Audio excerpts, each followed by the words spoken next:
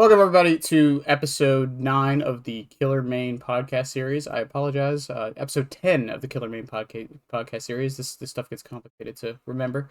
Today we have Freddy, and a killer who is very notorious for not being the most popular of characters. And we have the Ghostie Show here. If you'd like to introduce yourself. Hi everyone, Ghostie Show here, or Ghostie, as everyone likes to call me. I'm a Freddy Killer Main, which surprises a lot of people considering I'm called the Ghostie Show.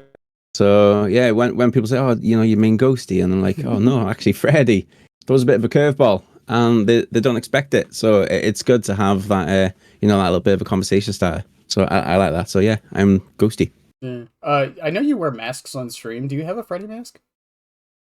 I do not have a Freddy mask, no. So I am in the process of getting one. I just like to get movie accurate. So the masks that I've got are all movie accurate. So I've got movie accurate Myers, Bubba, and Ghostface. Yeah. Otherwise, you just got, they just look terrible. Otherwise, if they don't look movie accurate, especially with streaming. Yeah, and I'm sure the Freddy one's like probably harder to come by nowadays. Very, and especially if you went with a fedora. Yeah, you can't find it without a fedora. Yeah. So that's what makes it even harder. So you can buy it without, but you've got to have it with the fedora. You can't. It's just like. Yeah, I mean, you just can't have a Big Mac without the fries, can you? Yeah, you can't milady anything. No. All right. So how long have you been playing Dead by Daylight? Well, I started Dead by Daylight in 2017. Just randomly, it was on sale. On CD keys, and I was like, you know what, I'm going to give it a whirl. Bought it, and I had this laptop at the time, and it had a 1050 Ti in there with a 2GB graphics card of VRAM in there, and it struggled.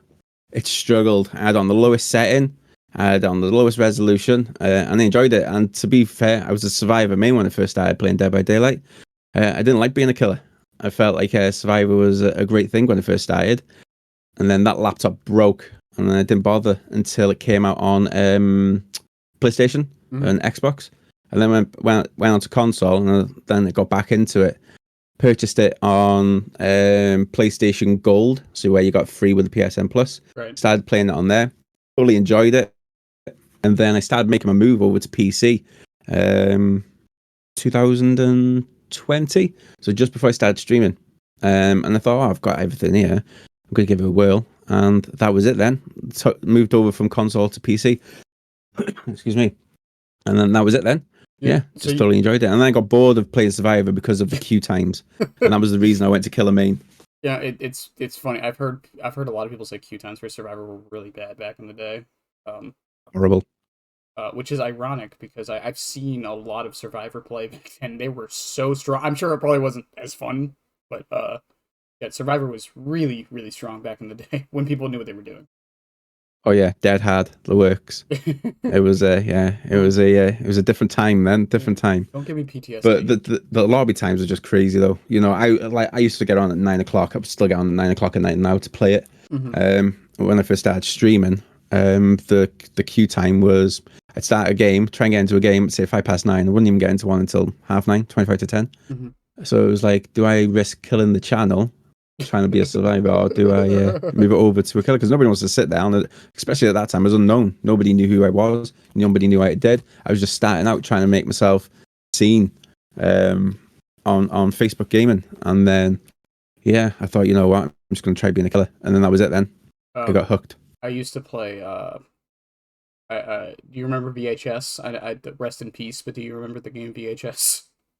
I do remember the game VHS. That was very different. I streamed that game for about last year for about 4.5 months before it died, and lobby queue times in that game.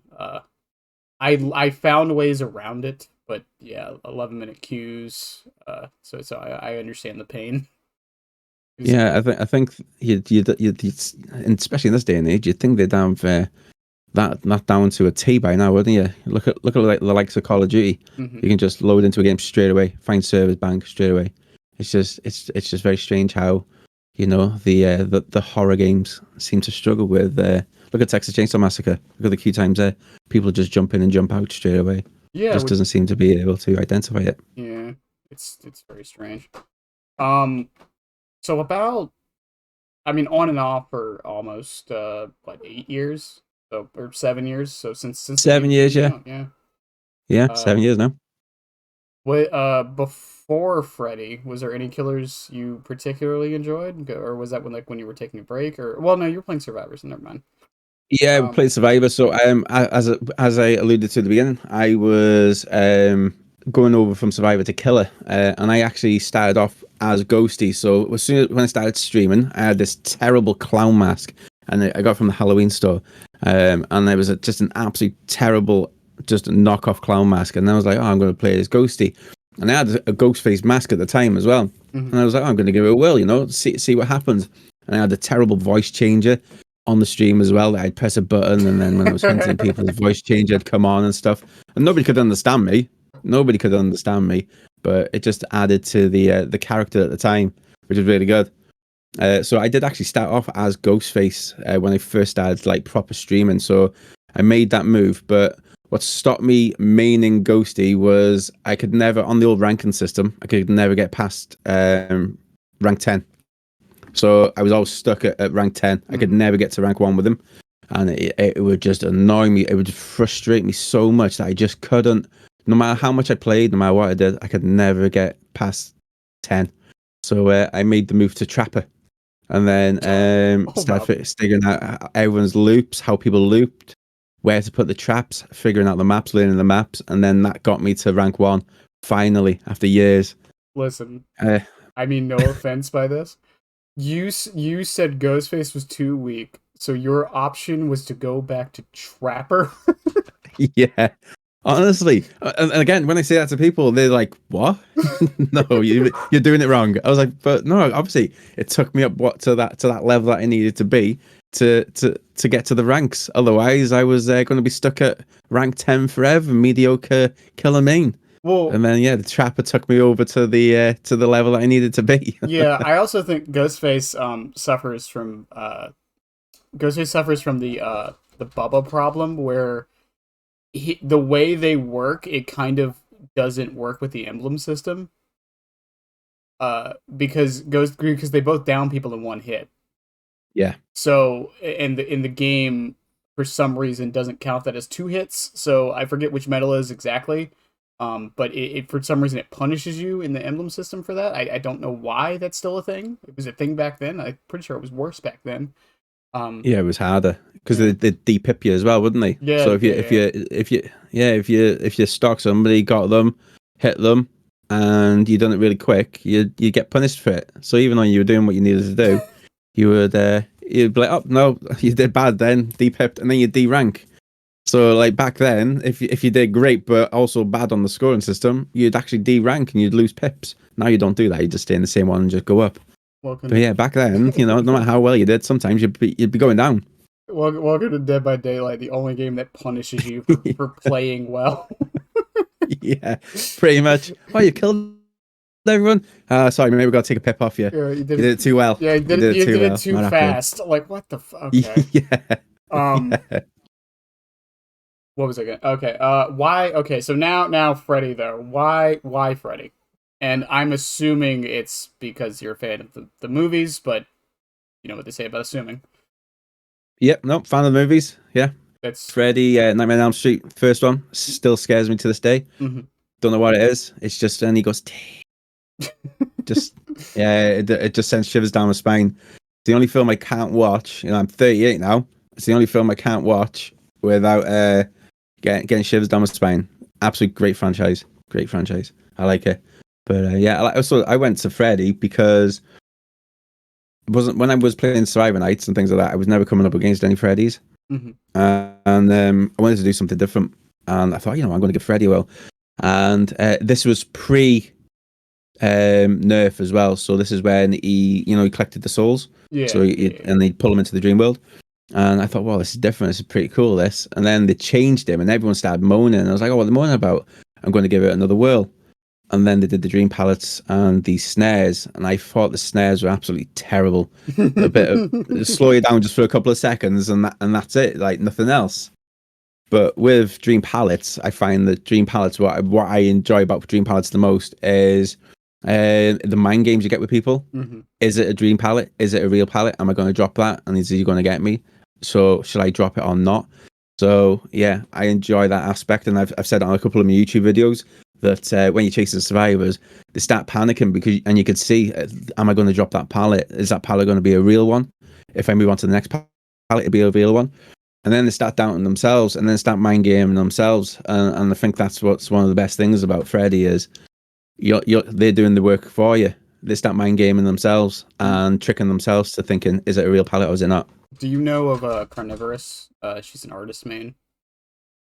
I do not know. I'm not very well versed in all the killer mains. I know a few, but not a lot. Yeah. I do really need to branch out more. To be fair. So she plays Freddy on stream sometimes because her chat Mm-hmm. loves to make her play him. And the way she describes Dream Pallets is it's basically gaslighting the game mode.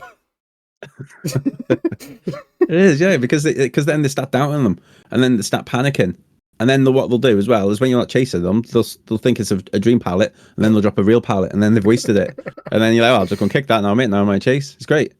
It's making everything easier for me. Yeah, and we'll get into this with some of the other questions. But as much as I criticize current Freddy for not feeling like Freddy, I mean the pallets are still fun.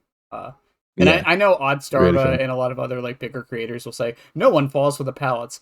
Bull crap. I have seen some of the best Survivor players in the world fall for fake pallets. Oh yeah, Um, 100%. they won't 100%. always, but you know, sometimes people just panic, like you said, and just like rational thought goes out the window. Yeah, throw down. And to be fair, the amount of times I've got confused and walked away from my own fake pallet, and so I don't get hit with it. It's like, oh no, it's a pallet there. And then, oh, hang on, that's my pallet.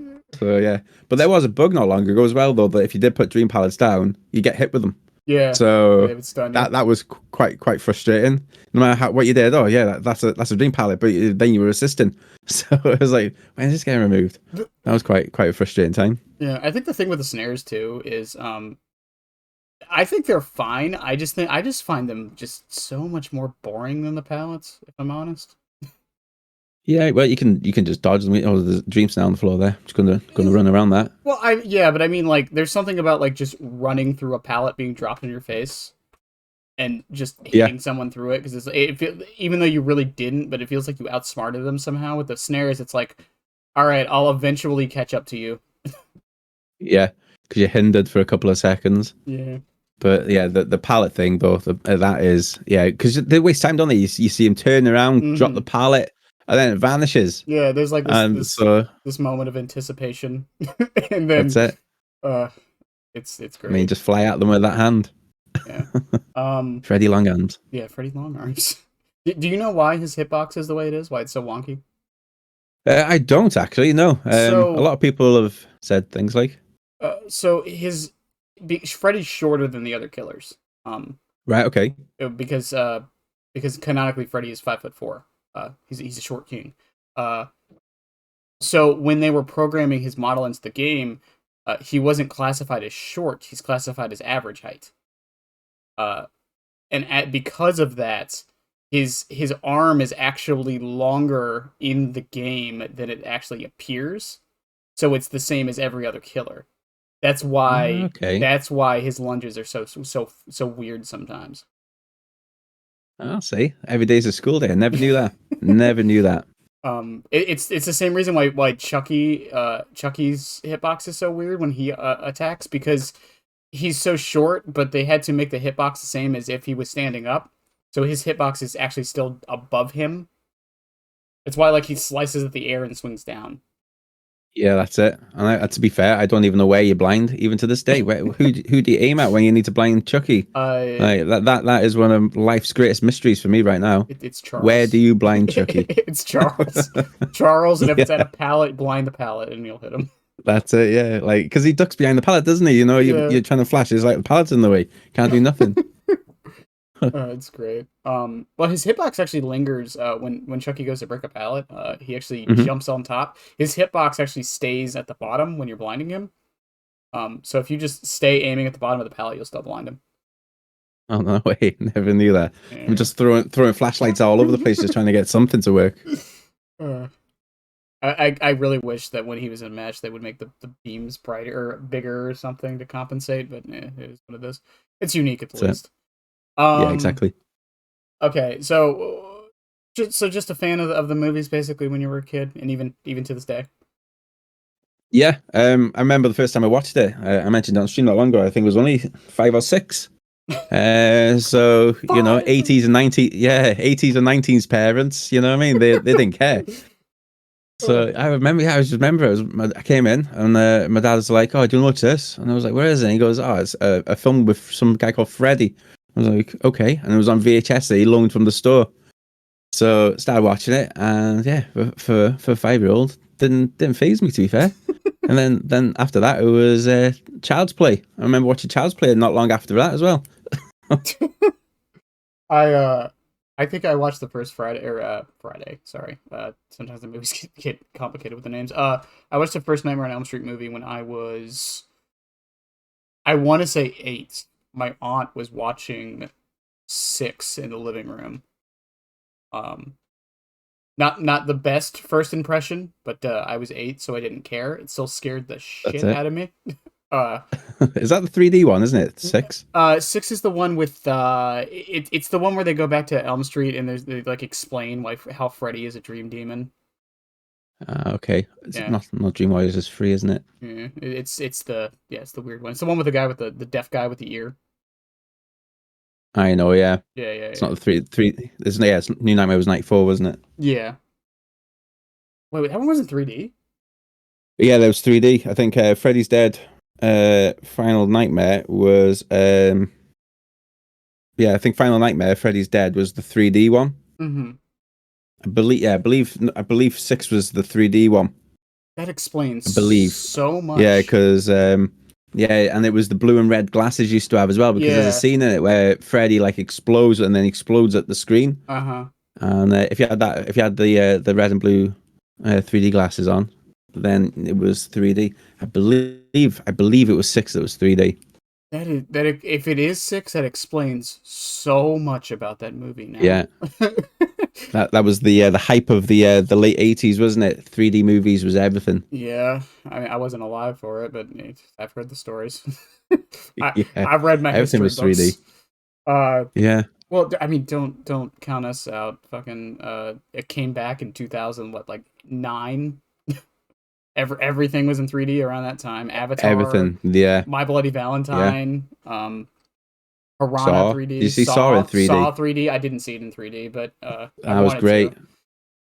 It was great. I was one of those people that actually invested in a 3D TV as well, thinking it was going to be amazing at the time. So yeah, I bought a 3D TV, and yeah, it kind of died a death after a few years. But it was great sitting there, great novelty, getting people around because it was To the 3D glasses that you'd get from the cinema as well. So they Yeah. weren't the active. I think it was passive 3D. So you could just wear them, like you just get the ones from the cinema. So we'd have loads in here, and then people just come around and watch films.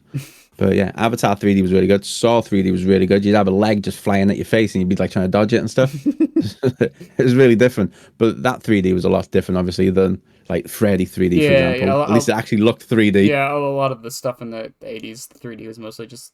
I mean, it was still a gimmick, even in the 2010s, but like it was way more of a gimmick, and that's mostly because the technology wasn't really there, and it was That's it, like yeah. it was a novelty and all that.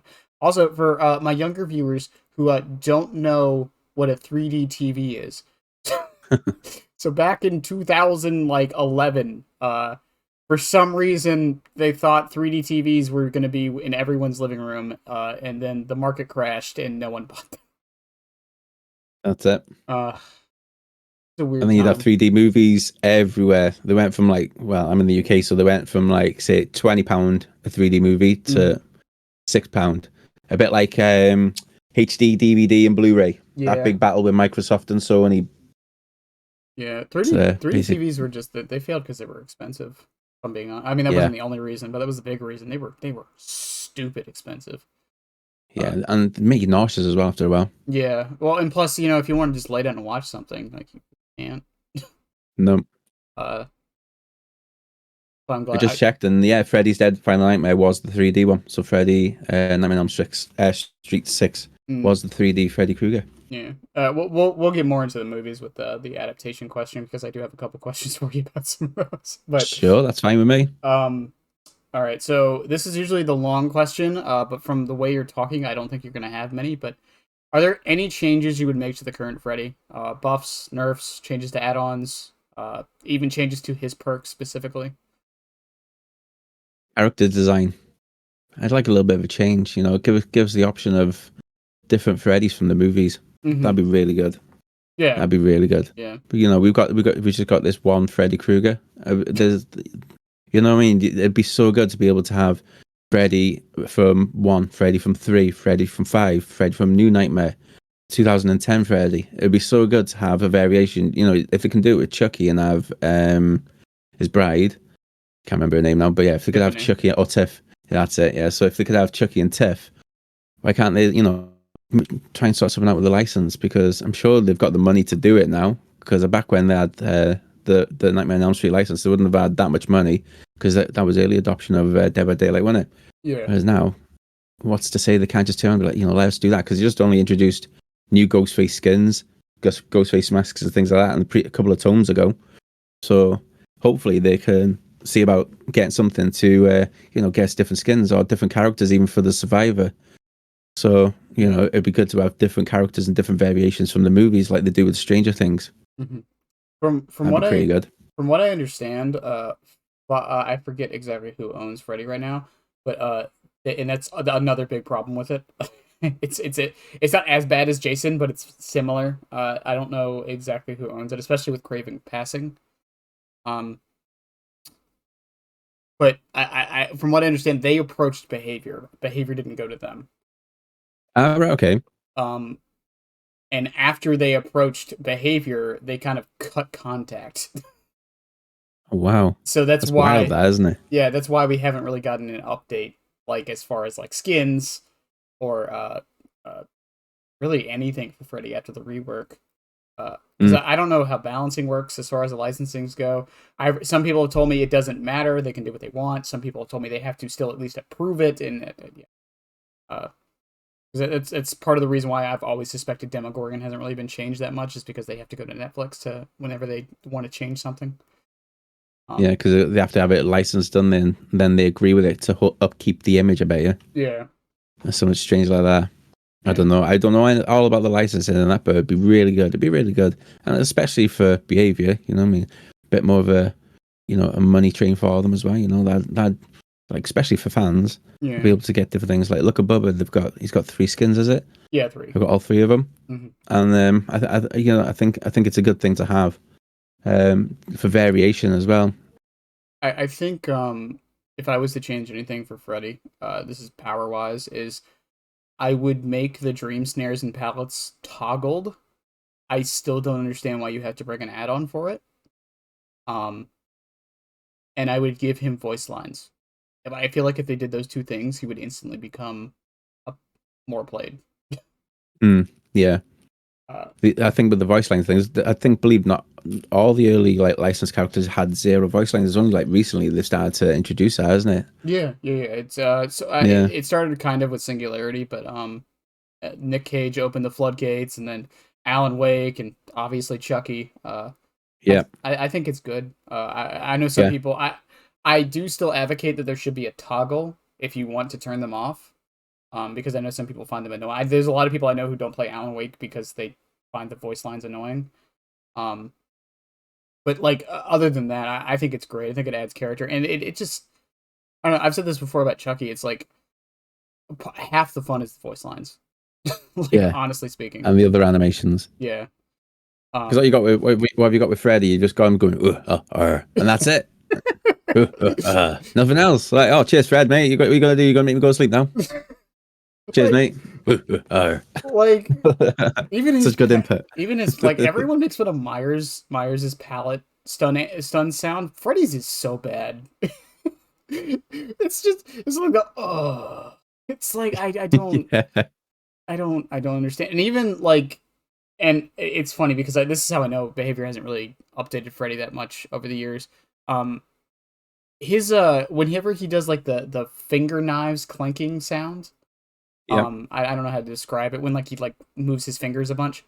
Uh, sometimes the game will randomly make that noise and the fingers won't move, and it's really distracting to me, and I don't know why, but that's how I'm pretty sure behavior has not touched anything on this killer since this rework.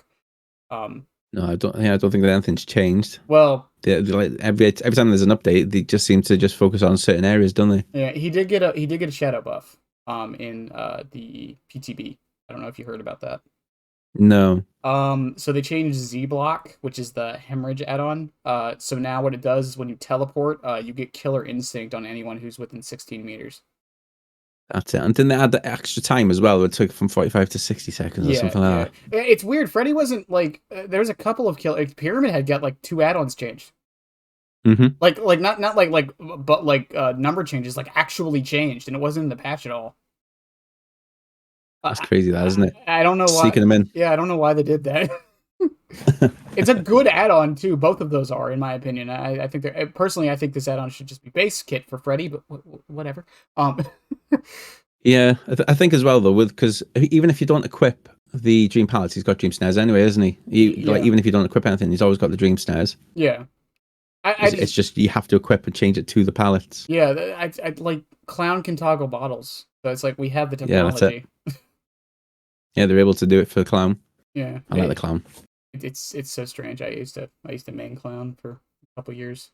Um, Everybody hates him now. I yeah. was playing a game the other day as clown, and all I was getting was like, "Hey, you playing clown? Hey, you playing clown?" Well, yeah, I'm the killer, mate. That's my job. I'm going to go around and get you. I'm not going to just like I'm not a friendly. I'm a killer. As it goes. Yeah. Um, so and talking to you and seeing some of your streams, you're not the most competitively minded. I'm assuming, and I try to like frequent myself from that. Like I'm not here to only win. I'm here to have fun sometimes, but I do talk about balance a lot. But there's no real like balancing changes you'd make to Freddy. Not at the moment. No, I to make him a little bit faster would be great. Mm-hmm. Give him that little bit of a speed boost to be good. Mm-hmm. But as with all killers, I think you'd want him to be a bit faster. But I think personally with Freddy, I would like when they drop the pallets Mm-hmm. instead of just exploding and being away, that it does hinder them a little bit more. You know what I mean? I know, yeah, you get a bit of a hit, but just to get that extra bit more fear into them, like, oh my god, I've just dropped that pallet. Instead of them, oh, I've just dropped that pallet. He's going to hit me. I'm going to just run away. You're Just right. do something different to add, like, oh my god, I've just dropped that pallet. He's going to hit me, and then there's that extra bit of hindrance to it, so that they've got that more fear of, do I want to drop this pallet? That'd be Yeah. great. That would Yeah. because then it'd add more pressure to them. Do I want to drop the pallet at the risk of one being hit and two taking a little bit of a slowdown as well? Because it's great giving that hit and then they're just able to then run away for that X amount of time, but maybe half that time or slow down that speed so they don't get as far, just to add that extra bit of pressure to them. Yeah. Because that's what Freddy's all about, isn't it? It's scaring you when you're asleep. Yeah. Whereas if he's not really scaring them, he's just dropping that pallet and then they're running away to another pallet. It doesn't add that extra bit of stress, a bit of scare to them. Yeah, I think the other problem is a lot of the change ideas I hear for Freddy are like full on reworks to him, and I really don't think he needs a rework. I really do think he just needs some number changes. That's it.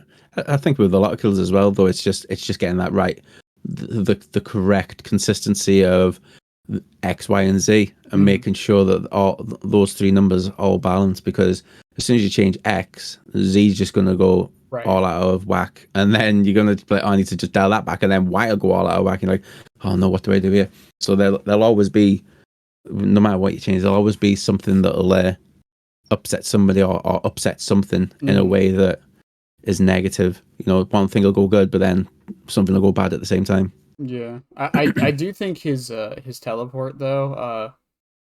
I don't know how this would work or if it would be OP or not. I still think he should be able to teleport to finish gens. Um, just so he has the Yeah, option, especially in game. It kind of sucks that you don't have the teleport in game. yeah, I can see where you're coming from on that one, but I think that just makes it fair for endgame, doesn't it? Because like, look at RPD. RPD is my favorite map, even as a killer. And then when I say that to people, like, what RPD is your I favorite map? love It's like, yeah, RPD. I love RPD. it's a great map. You know where the exits are always going to be. One in the main, and then one on the left, one on the right. That's it. Yeah. Nowhere else. And it's great. So like there with Freddy, you've only got to walk up the stairs, go to the door, look out the door, and then you've got sight on the survivor. So I think if you were able to teleport to a finished generator, it strengthened too much. Yeah, maybe. Oh no, I feel like if you made it so if it was only during before the gates were powered, then it would just be too not complicated, but it would just be too inconsistent. Oh yeah, I see what you're saying. I would like the when he's got the blood coming out the generator when he's teleporting. I would like that to be randomized though. That would add more pressure to the generators, because I know you've got the add-on where if you're teleporting, the blood comes out of all of the generators. Yeah. Have it randomized, because Freddy's going to be coming to this one, because you know he's coming, because the blood starts coming out. It's like, oh, Freddy's coming, so going to make a run for it. So whereas if that was gone, they wouldn't know he's coming out of that generator, and then he gets them.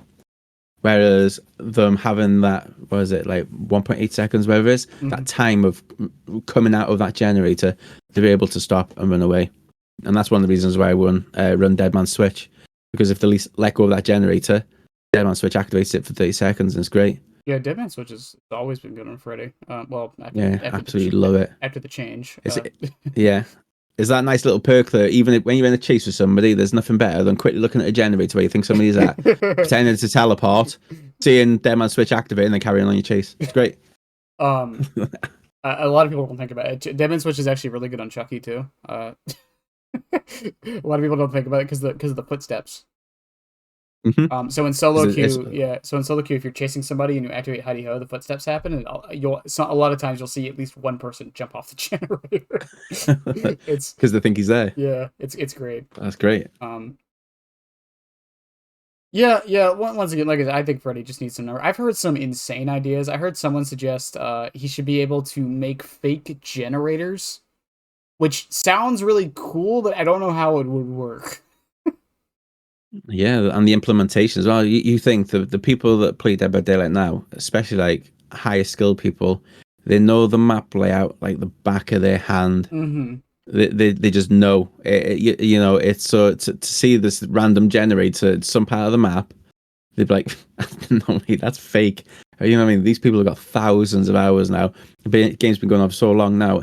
If they were going to introduce fake generators, yeah, that would that was a fake, that one, that never spawns there. They just know. Survivor mains just know where pallets are. They've learnt the maps, they've ran them that many times. They know the layout of the maps, they know the layout of the loops, the tiles, everything. And that's why Survivor mains, like especially the ones who are good at looping, that's why they can take kills on walks around the map for 5 generators, because they just know everything. They know the entire layout of that map. They know every loop, every tile. They know when the killer's going to lunge, when the killer's going to get the bloodlust. Yeah. And that's what makes survivors dangerous on maps they know. Yeah, and hence the reason why I always force RPD.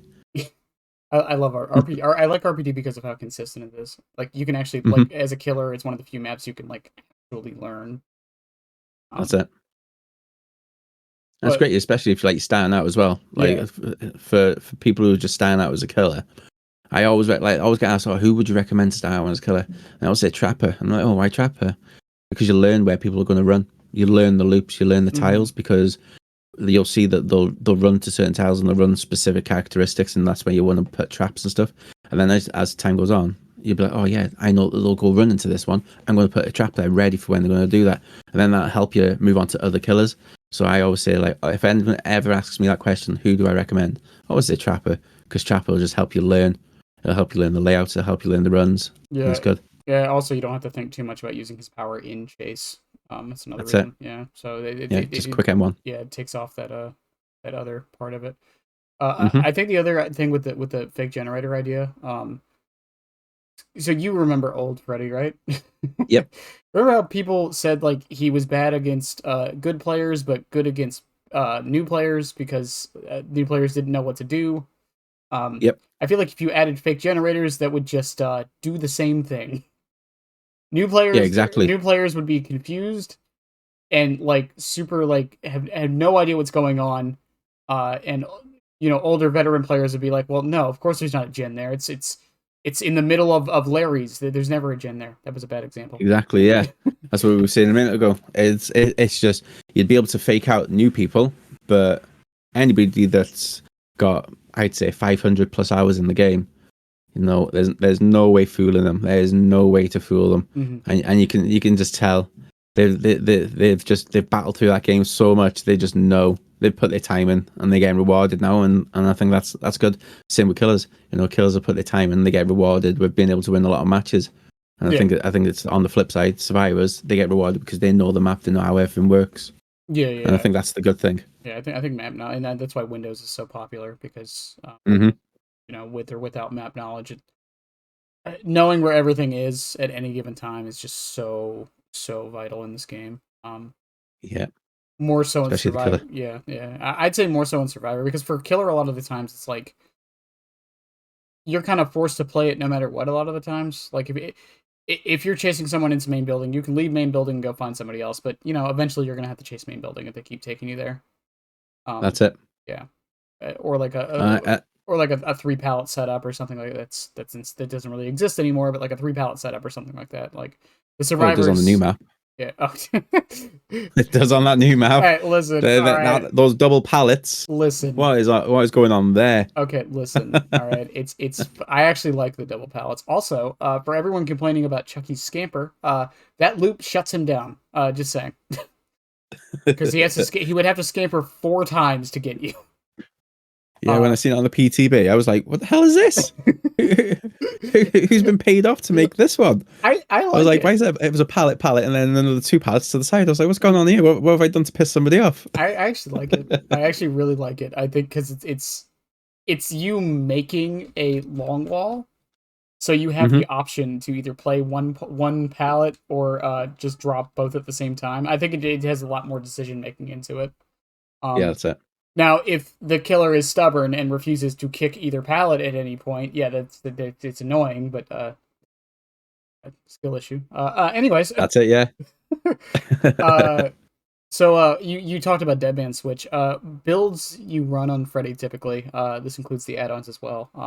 I know Freddy doesn't have too many, let's say, impactful add-ons, but Nope. we can get into that in a second. So yeah, so what perks do you usually run? For my main build, that I always run, I don't even change it. It's just I stick to that build constantly now. Barbecue and chili. Save the best for last. Dead Man's Switch. What's the 4th one? Nowhere to Hide as well. I've added into actually now. So yeah, Nowhere to Hide is the 4th one at the moment. Now it's not banned and they're being reworked. So yeah, those ones absolutely great. And then I always run Black Box and Dream Pallets as well. So I'm not too sure what the Dream Pallets one's called, but yeah, Black Box is the pink one. And then wherever it is for Dream Pallets, so the Dream Pallets that can hemorrhage them for 60 seconds. So if they interact with them, if I'm not there, then they'll get lit up and then they'll be hemorrhaged, so they'll leave a little blood trail as well. The amount of times people in endgame chat have gone, "How did you know I was there?" There's a little blood trail following you, mate. There's a little blood trail following you, and it's your own fault because you were taking out my pallets, and that's your reward. If there's 2 forms of tracking in this game that people underestimate, it's blood trails and crows. I swear, the amount of times I found a survivor because a crow shot up, and they're like, "How did you find me?" And they always skirt around the accusation as well. I call it accusation when they're skirting around it. "Oh, how did you know? How did you know?" And I'm like, "Well, I'm streaming right now, mate. I'm going to put the video back on so you can see it. If you want to report me." I said, "But if you want to throw a accusation around, come to the stream now. Look at the replay. And I can guarantee you messed up, and I got you on that mess up like that, and it's your own fault." But yeah, whenever they skirt around that little accusation, they're always like, "Oh, how did you know I was there? I never did anything. What have you done? What build you got?" And they're like, "Well, you did actually do this." And then yeah, when you show them, like, "Oh, mate, can't believe I've done that." It's always funny to me when with hacking, especially like why would a streamer, and I know some have done it, but why would a streamer be hacking live? Why would someone risk that? Yeah. it Especially like, you get eyes on you as well, yeah. especially like because I don't put anything behind, because like people put it behind like sub only for your VODs. I Hmm. don't put anything like that. I'll just Yeah. keep it, so as soon as I finish streaming, if you want to go back and watch something, it's there for you to do it. I've got nothing to hide. Enjoy it. It's free for all. Just Right. like, what I mean, if you want to make something out of it, go for it. Like, I'm Hmm. happy for that. Doesn't bother me in the slightest. So yeah, and I think being transparent in that aspect, that I'm not going to stop you from looking, and if you feel like I've done something wrong or played something that you don't like, then you've got it there, mate. If you want to grab it and want to make a TikTok out of it, go for it. I'll be looking on TikTok for the ghosty hacking accusations. It's gonna be That's it. great. Yeah, Yeah. that's it. Streamer knew where But I was, stream sniping me, even though I wasn't live. I've been banned from streamers loads. I'm always getting banned from streamers I play against. I. I recently got banned because I went to the stream at the beginning, saw Hmm. they were live, came out of the stream, played them. They saw my name, checked the chat, and then at the end of the game, I went to go into their chat, and it was said, "You're banned." And I was like, "Why am I banned? What's going on here?" So yeah, I was stream sniping them, but Yeah. did they not understand how difficult it is to I have, chase somebody I have said this and look at their before. stream that's 4 seconds behind? I have said this so many times. People are like, "Oh, they were just stream sniping me." Here's my thoughts on stream sniping. By the way, I don't think people should do it.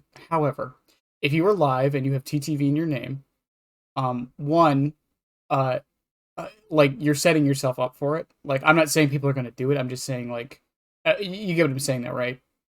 Like Oh yeah, you're gonna have a checkout. I yeah, always do it. yeah, Every time, like I've got no qualms in saying it. Like even on stream when I'm live, if somebody's on Steam, I'm checking that Steam profile. I yeah. don't care. Like, and people are like, oh, that's dead weird. Why is it weird? They got a profile. I'm checking the profile, and if they've got their stream in their profile, I'm checking if they're live, because it's absolutely great. Because it's great, one, for content, because if you're having an absolutely amazing match and you Mhm. get great reactions out of them, there's nothing like better than reaching out to that stream saying, I came against you, we had a great game, any chance that I can use your footage? Yeah. And I used to do a Ghostie versus TTV series, and I've got loads of videos where it's just me versus streamers, and it's my perspective and this perspective. And like the majority are like, yeah, Sam, that's great, mate, great. And then just stick me link in your page. Yeah. I've only ever had one person say no. I've had a No. couple streamer friends doing that. Yeah, Is it? always do it. Always do it. If they're live, I love it. There's nothing better like just going in there and just saying, "Look, I've just come against you. I want to use that as a video." At this moment in time, I'm coming against less and less TTVs. Mhm. I'm getting it as a real struggle. But yeah, ages ago, they were like, "Yeah, I'm happy for that. Great, great." But yeah, I've only ever had one person say no. They were like, "No, you're not doing that," and I was like, "Mate, it wasn't even that bad of a game." And then I went back. So I went back and checked his video. Oh, he was, yeah, I could see why he didn't win the video. I It think was yeah, I think crazy. I think the worst thing for me, the worst experience I've ever had with that was I went into someone's chat after the match, and I thought it was an all right match. I got rolled. Okay, I'm fine with that. I can accept. I just played bad. They were super nice and whatever. And then after I was on the stream, I went back and I checked the VOD. They were just calling me a dog and an idiot and like the dumbest killer they've ever seen during the entire match. And I was like, all right, I see how this is now. That's a yeah. I love trash talking. I love trash talking. Well, I've always said on the stream, trash talking is great until if you've got a trash talk all the way up until end game chat. And I think if you take it out of end game chat, that trash talk just makes you a shit house.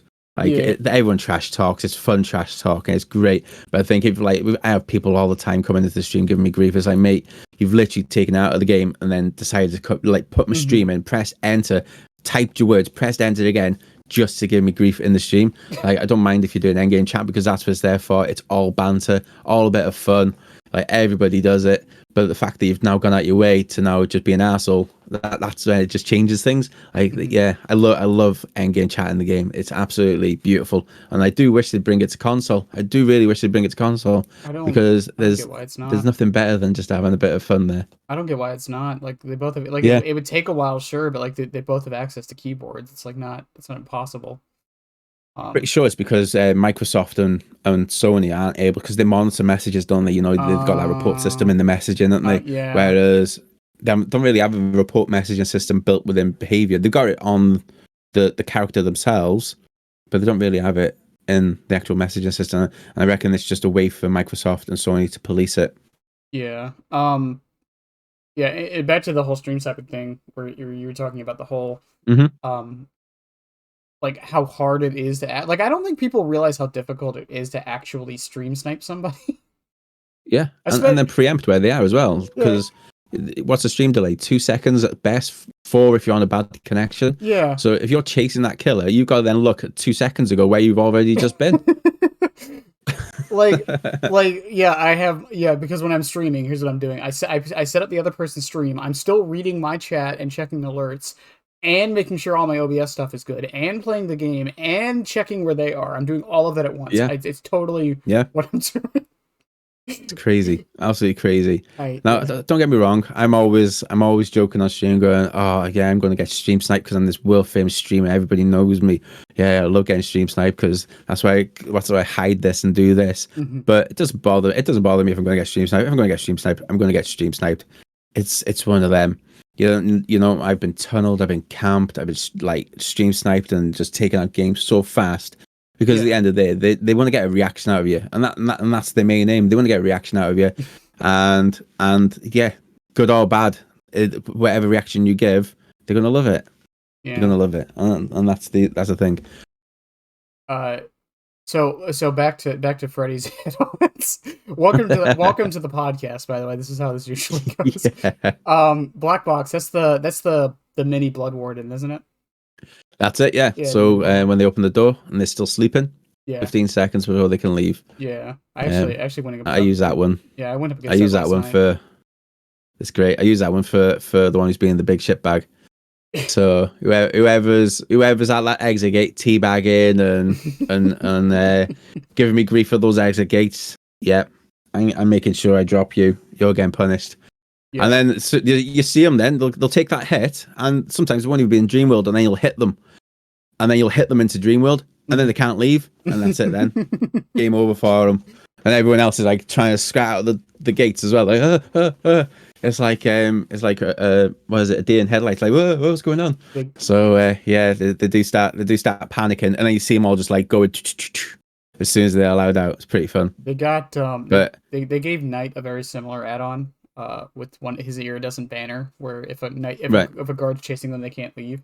Honestly, I think it's an add-on we need more killers to have. I just think it's really dynamic, and I think it would solve not really the problem, but I think it would make people stop 99ing gates as much.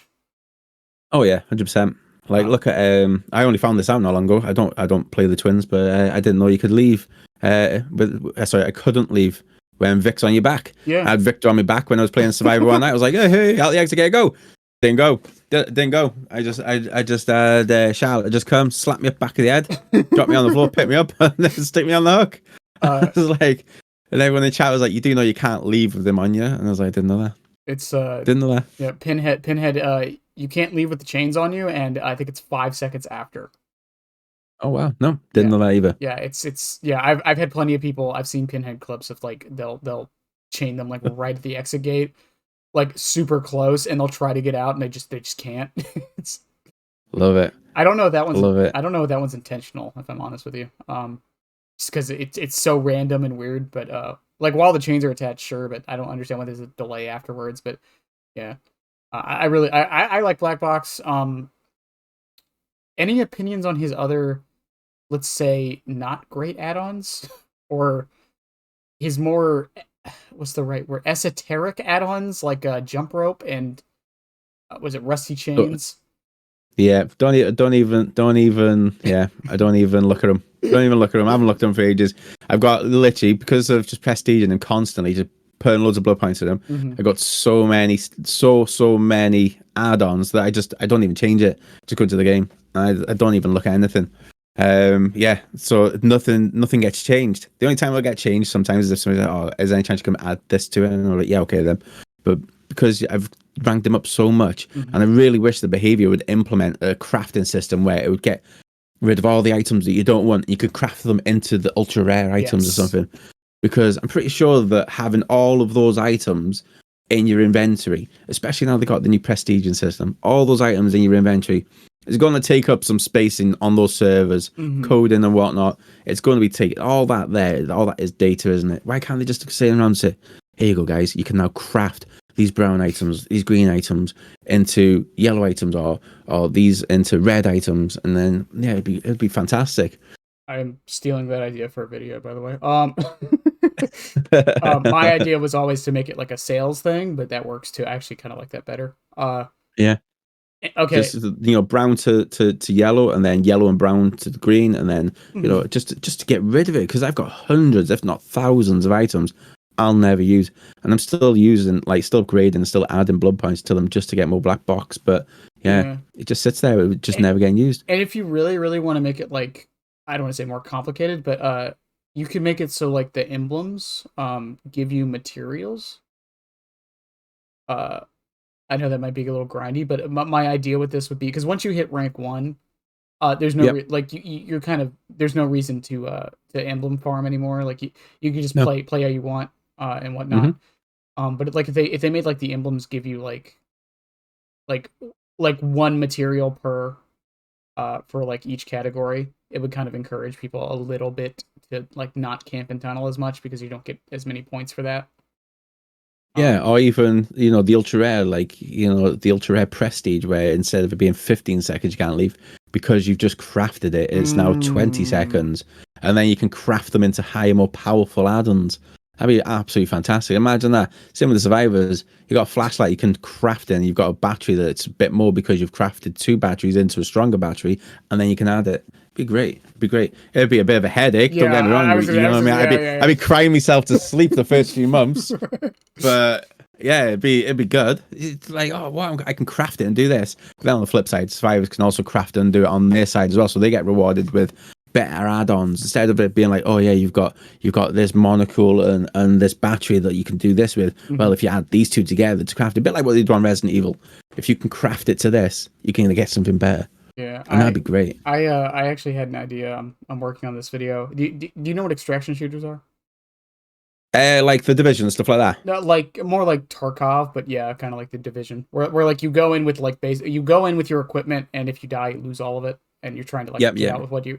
Yeah, my the lights out game mode gave me the idea of, what if we couldn't get items and add-ons from the Blood Web, and instead we had to play a mode like lights out to get them. Oh, and then they'd start to your inventory. Yeah. Like that'd be good. Like that way you can't just like, because I know people who have like, because like the iridescents, are most of them anyways, are powerful because they're quote rare. But then you have people like me, and I assume you, where we have put so many blood points into specific killers, we don't even care anymore. Yeah, they just sit there, don't they? Just playing games. Yeah, like I have I think I have 300 iridescent amulets on Chucky right now. Wow. Yeah, like, I've literally. I said to everyone on chat, I was like, I'm going to Prestige 100 Chucky next. I've played him like 4 times. I'm only on 36. I'm a shame of a Chucky main, but I IRL. I have a job, so. Yeah. Yeah, people like. Honestly, I was like, I'm going to do it. I'm going to Prestige 100 him, and then he's sitting at like Prestige 3 after what was it now, 4 months? November or something. So yeah. Yeah. Any opinions on, because I've noticed you've had it in a few of this gameplay. Pill bottle. For those who don't know what it does, and correct me if I'm wrong, doesn't it make it so when you're carrying a survivor, you're invisible outside of like 24 meters or something? It could just be like, and you broke off. You can't get seen. Yeah. You can't get seen within like 24 meters while you're carrying somebody. Isn't that what it does? That's it. Yeah. And there's one as well where if you're walking on the map as well, it reduces the time that the survivor can see as well. So you just flash at them, and then you'll be closer. So that was also a good one. Have you ever noticed any value from pill bottle, or do you just bring it just to bring it? No, nothing, because they could just see it. They could just see it, and then off they go. Yeah, pretty much. You'd be very surprised that the benefit you get from a lot of add-ons you don't really get. There's like if you had, it's now called Surge, isn't it? Not Fearmonger. Yep. So Surge, without having that on there, people can just run away from it. But now you can get seen. You're not really missed. It's not like, yeah, Mhm. you're not going to get any benefit. Not that I've noticed anyway. Maybe it's because like I come against really tough teams. I always say on Well, chat, oh yeah, the comps, these guys. I think it's also one of those situations where it's an effect that even if it does do something, you're not gonna notice. You know what I No, mean? Like it yeah, might like confuse them for a couple seconds or whatever, but you're not gonna see that. They're gonna be out of your field of view or doing something else on the other side. It's similar to like blindness. I've talked about this before with blindness, where it's an effect that I actually think is really good, especially with Windows being as prevalent as it is. Um, but you don't really notice that it's doing anything. Like how many times have you ever hit a survivor and be like, hell yeah, I got that because of blindness? yeah, exactly. Never. Like, and that's not. But the thing is, you might have actually gotten the hit because of blindness. Yeah, you just don't know, do you? Yeah. And I And the don't. thing is that you get no like an on screen notification either, do you? No. Like for example, if a survivor blinds a killer, it says killer blind. There's nothing on screen that'll give you an indication that you've got a benefit of that add-on. Mm-hmm. Like hit, like blindness plus 50 or something like that. Is there a way that they could incorporate something that to say like you've used that add-on or benefited from that add-on? So you're like, oh my god, I'm going to keep that. So the reason they can't do that is because so Blight has an add-on that shows auras when he rushes. Um but this includes lockers, by the way. So Yeah, what Blights will do with it is they'll just slam around until they see the points go up. They won't even look for the auras. And once they see the points go up, then they're like, okay, someone's here. yeah, near me, yeah, Yeah. So like if they give you points for blinding people, let's say it's something like in an area effect, then you would know someone's nearby. yeah, I think true. I think that's why they won't do it. My only suggestion to fixing it, Valorant has a system where it tells you how long someone's blinded when you flash them. At the end of the match, you can check all your stats on that. I would just add it to the stat screen, but I don't think that's ever going to happen in this game. Like Yeah, the stat screen's just there, isn't it now for yeah, life? I would just like maybe add like in the stat screen like all the status effects you afflicted and for how long they were afflicted for. Yeah, that'd be good. I think maybe that could do something, but once again, I don't see it ever happening. Just because Yeah, it'd be good having a little breakdown of a summary, wouldn't it? yeah. Like you've done X, Y, and Z this game, Mm-hmm. because it's like, oh, you hooked a survivor or near a survivor and stuff like that, or you can see you lose points there. But it'd be good to have a bit more of a further breakdown or further understanding. That'd be good. Yeah, well, I mean, even the current emblem system, like it doesn't even really explain what any of the emblems are. Like No, there's one for stopping the on killer. There's one for stopping the generators from being completed. Um, to get iridescent, I believe it's 10 minutes is what it has to for be. yeah, for the whole game. Yeah. It's 10 minutes before all the gens pop, and it doesn't tell you that anywhere. I only know that because of the wiki page. So I don't even know if it's right. Yeah, because isn't that like just user input anyway on Wikipedia? Yeah. I'm sure people have gone to the code and figured it out. Um, Oh yeah, yeah, yeah. You get people who data mine it. Like as soon as the PTB comes out, they'll be yeah. checking everything that's getting changed. Um, well, I mean, I don't think there's really much more. I mean, what does the paintbrush do again? Paintbrush. Yeah. Oh God, now you're asking me. Oh, clue. Not a clue. If I Right, don't use it, if I don't use it, I don't touch it. That's pretty much it. That's pretty much it. If it's not in my arsenal, I don't care. Freddy man, Like everybody. literally, they sit there and sit there. The only things I use is if it's a dream palette or black box. That is it. Hang on one Honestly. second. Freddy man, everybody. Okay. Uh, I don't think it's good because it's because I don't even know what it does. All survivors start the trial asleep. Failing a skill check no longer wakes them up. Uh-huh. Okay, I They see can what. still get woken up by other survivors though. I know which one. That's the pink one, isn't it? Yeah. Yeah, they can still get woken up by survivors. Or And yeah, with a skill check, or they government alarm clocks. yeah, exactly. There's nothing. Oh, when they really ever? I'll be honest with you. I never really see survivors failing skill checks when they're in Dream World. All you can hear is it's like, oh great, Yeah, I Great. don't. You know what I mean? That's all you hear. It's funny That's because all. I don't think a lot of people even know that you can fail a skill check to get out of the dream world. If I'm honest with you, Yeah. because once again, Freddy is so rarely seen. I think it's also because behavior showed off the stats, and Freddy was like number one kill rate. Right? No, he's like number five. Um, Yeah. I think they recently changed, didn't he? He went up a bit higher. yeah, so like he's up there, and I didn't even think about that being part of the reason. Yeah, new players probably don't even know you can just even older players probably don't even know you can just fail a skill check to wake up, and then Freddy Yeah. doesn't. And then Freddy doesn't have a power. No. Just completely wakes up and then bump, Yeah, you're awake, and then you've got that little timer as well, haven't you? I'm not sure how long the timer is, but yeah, once you feel that skill check, it's basically as if you've done an alarm clock, and then you've got a little clock going around your head until you're back into the dream world. yeah, yeah. God, I've never even thought about that. It's still it was funny though seeing those stats and everyone was like trying to rationalize how Freddy could possibly be as far up as he is. I really think people underestimate how good this killer can be. He's not Yeah, perfect or it's really anything, good. but yeah, but he has his moments. Um, There's like, for example, nothing better. You can be in a chase with somebody, and they'll be running towards a generator. Pretend you're going to start teleporting to that generator. They'll just turn around and run at you. yeah, It's great. Yeah, it's great. There's so many things and so many advantages to, like, with different killers and different abilities that you can do. But yeah, if you're in the middle of a chase with a survivor and you feel like you're not getting nowhere, and they're running towards a generator, pretend you're going to teleport to that generator. They'll soon turn around because they'll see the blood coming out, and then turn around and straight run at you, and then you just stop teleporting and yeah. hit them. I think part of it is just because people. Someone said this before. I think it was Tofu. He said the biggest issue with Freddy isn't even necessarily his strength or his power. It's that like he's not a clippable killer. Where like you can't like be like, yo, check out this sick Freddy play.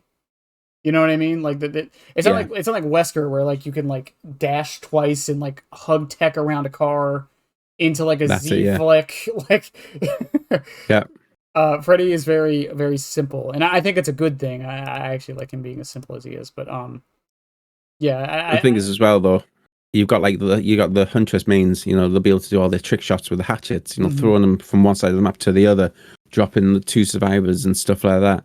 Whereas with Freddy, yeah, I can understand that it seems very lackluster. Like, oh, I just mind game somebody from pretend I'm going to teleport to that generator and come Yeah, back. yeah, But I think with the Freddy games as well, though, it is how quick you can do the games and what you can and can't do to mind game them and how you can trick them. And I think that's the best thing. And the reactions as well. Oh, I didn't expect it to be a Freddy. I love that when they say like, oh, I didn't expect it to be a Freddy. Or they'll be like, oh, I'm so glad it's not Wesker. I'm so glad it's not Blight. Like the amount of people that like you'll win or they'll lose against you, I should say, and they'll be like, oh man, I'm so glad that we're in a Wesker. I'm so glad that we're in a Blight. It's nice. It's fresh. It's like yeah, it's a bit it's more like refreshing to have a different right. killer. Yeah. Um, I think a lot of people brought up. I really do think there needs to be incentives for people to play lesser played killers like Freddy. Um, Yeah. blood points, cells, I don't know, something. Uh, because Oh, because the monotony of the game can get to you, especially when it's like the same like 5 or 6 killers every match. that's it. Um, Yeah, and then the thing is, well, why can't like they've got this community thing where when you first log in, you got your 3 daily objectives. mhm. Why not have a premium objective that will give you iridescent shards? Play I this killer. You've not played this killer for 3 months. Bang! Here you go. Premium challenge. 5,000 iridescent shards. Get I yourself a new cosmetic. I did a video I did a video about 2 or so weeks ago talking about how I think there should be a one killer daily challenge, one survivor daily challenge, um, one for both sides that's like match time or Hmm. something, and then there should Yeah. be a weekly challenge, and then there should also be a challenge per killer every week, um, because obviously I'm not expecting like in the way I was doing it, I was like, this isn't like expecting anyone to do all of these things. Like I don't expect you to be able to, you know, grind every killer every week to get the challenge done. Yeah. But I think it would encourage people to play other killers more often because the way that the dailies work right now, it's like I play one match and then I'm done. Yeah, you could just go back to the other one then. Especially Freddy, because his is so easy. Um, but Yeah, and the thing is as well though, there is nothing to incentivize. Like I played the Division, like for an example, I played the Division for mhm, hundreds of hours, and the incentive there was you'd go from regular to normal to hard to mhm, veteran or wherever it was, hardcore. right. And then if you played and completed a level under each of those settings, you'd be rewarded with better weapons and better armor. So Mhm, it'd make you more stronger, it'd make you more powerful. yeah, But you don't really have anything that can reward you. The only thing you've got to reward you is the battle pass. Really, you got the free and the premium. There's nothing really there to say that if you do X, Y, and Z or play X, Y, and Z, you'll be rewarded with this. Yeah, you get blood points, but people are getting to the point now where they've been maining their character for so long that they're just stacking their blood points now. Like the unknown, like people are saying, oh, when the unknown comes out, I'm gonna have all my blood points stacked just so I can just pile them into him, for example. yeah, and there's nothing else to like really put your blood points into, or even the cells. Really, like I and maybe this is just because I have a little bit of expendable income, but like most of my cells go to the Shrine of Secrets for survivor perks I don't own. That's really it. Not cells, shards. Uh, Yep. and that's really all they go towards. Like but once I have all of them, it's like okay, then what else am I gonna do with them? Yeah, I use it to buy skins. I just bought the teddy bear with the trapper for 29,000 Oh wait, iridescent shards. you can get that with So shards. yeah, Oh, I is it the didn't know purple that. ones? Yeah, Yeah, yeah, yeah. I didn't. not I didn't know you yeah. could get Is that it? with shards. That's not Oryx. Oryx cells is the ones you buy with currency. Yes. Iridescent shards is the ones you get like 200 every time you rank up in that. Yeah, yeah, yeah, yeah. So yeah, at this moment in time, yeah, the trapper was 29,000 iridescent shards. So I think that's a great incentive. Why can't they incorporate that into the daily challenges instead of just ranking up, for example? Yeah. Because people who aren't able to put the grind in, like like for example, like us, who can play it for hours on end at night. Hmm. There's people who could only be like, oh, I can only play it for half hour, 45 minutes. Let them have the opportunity to be able to purchase, well, inverted commas, purchase using grinded hours or the grinded currency. Yeah, I think another thing with it is I think another thing with it is like because Mr. Puddles is it's a clown skin, the elephant one. Yep. And you can only get it with shards. Uh and I really think we need more skins like that, where skins you can't just buy, skins you actually have to like play for a while to earn. Yep. Um Because it's good because yeah, I understand that they need to have a revenue stream by having the Oryx cells and that, but not everybody's able to sink in. Look at the alien skin. What was it, like £11, £12? So you yeah. bought alien, and then you'd have to buy an alien skin to have a different variation. Same with Chucky. You buy Chucky, and then I, you'd have to pay, what was it, £7, £8 to get Tiff.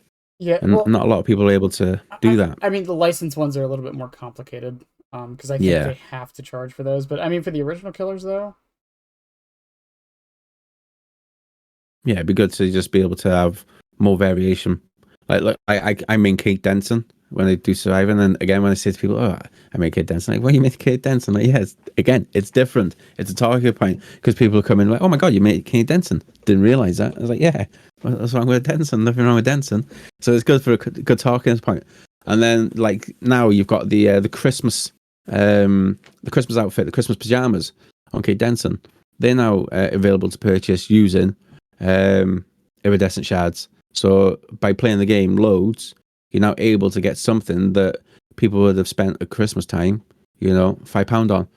But if you're not able to be in that boat, especially in this day and age, if you're not able to be in that boat to spend £5 on in-game content, by playing the game and putting the time into the game, you're then getting rewarded with the opportunity to actually purchase that using in-game currency and not real-world currency.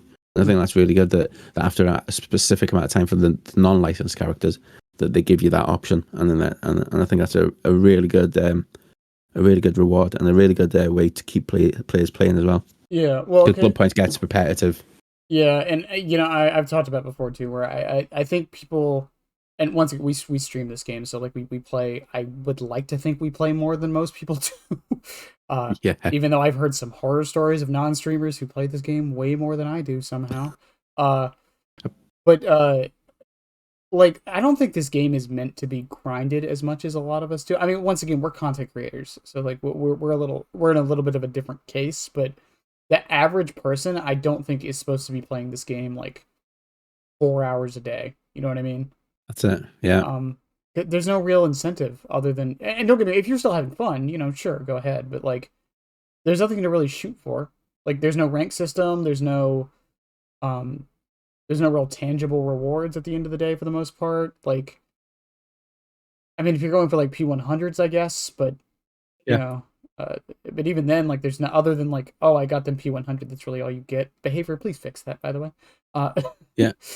I know you got the devotion hidden as well. What? Like somebody asked me the other day, "Wow, what devotion are you?" I was like, "I don't know, mate. It's I don't hidden. know.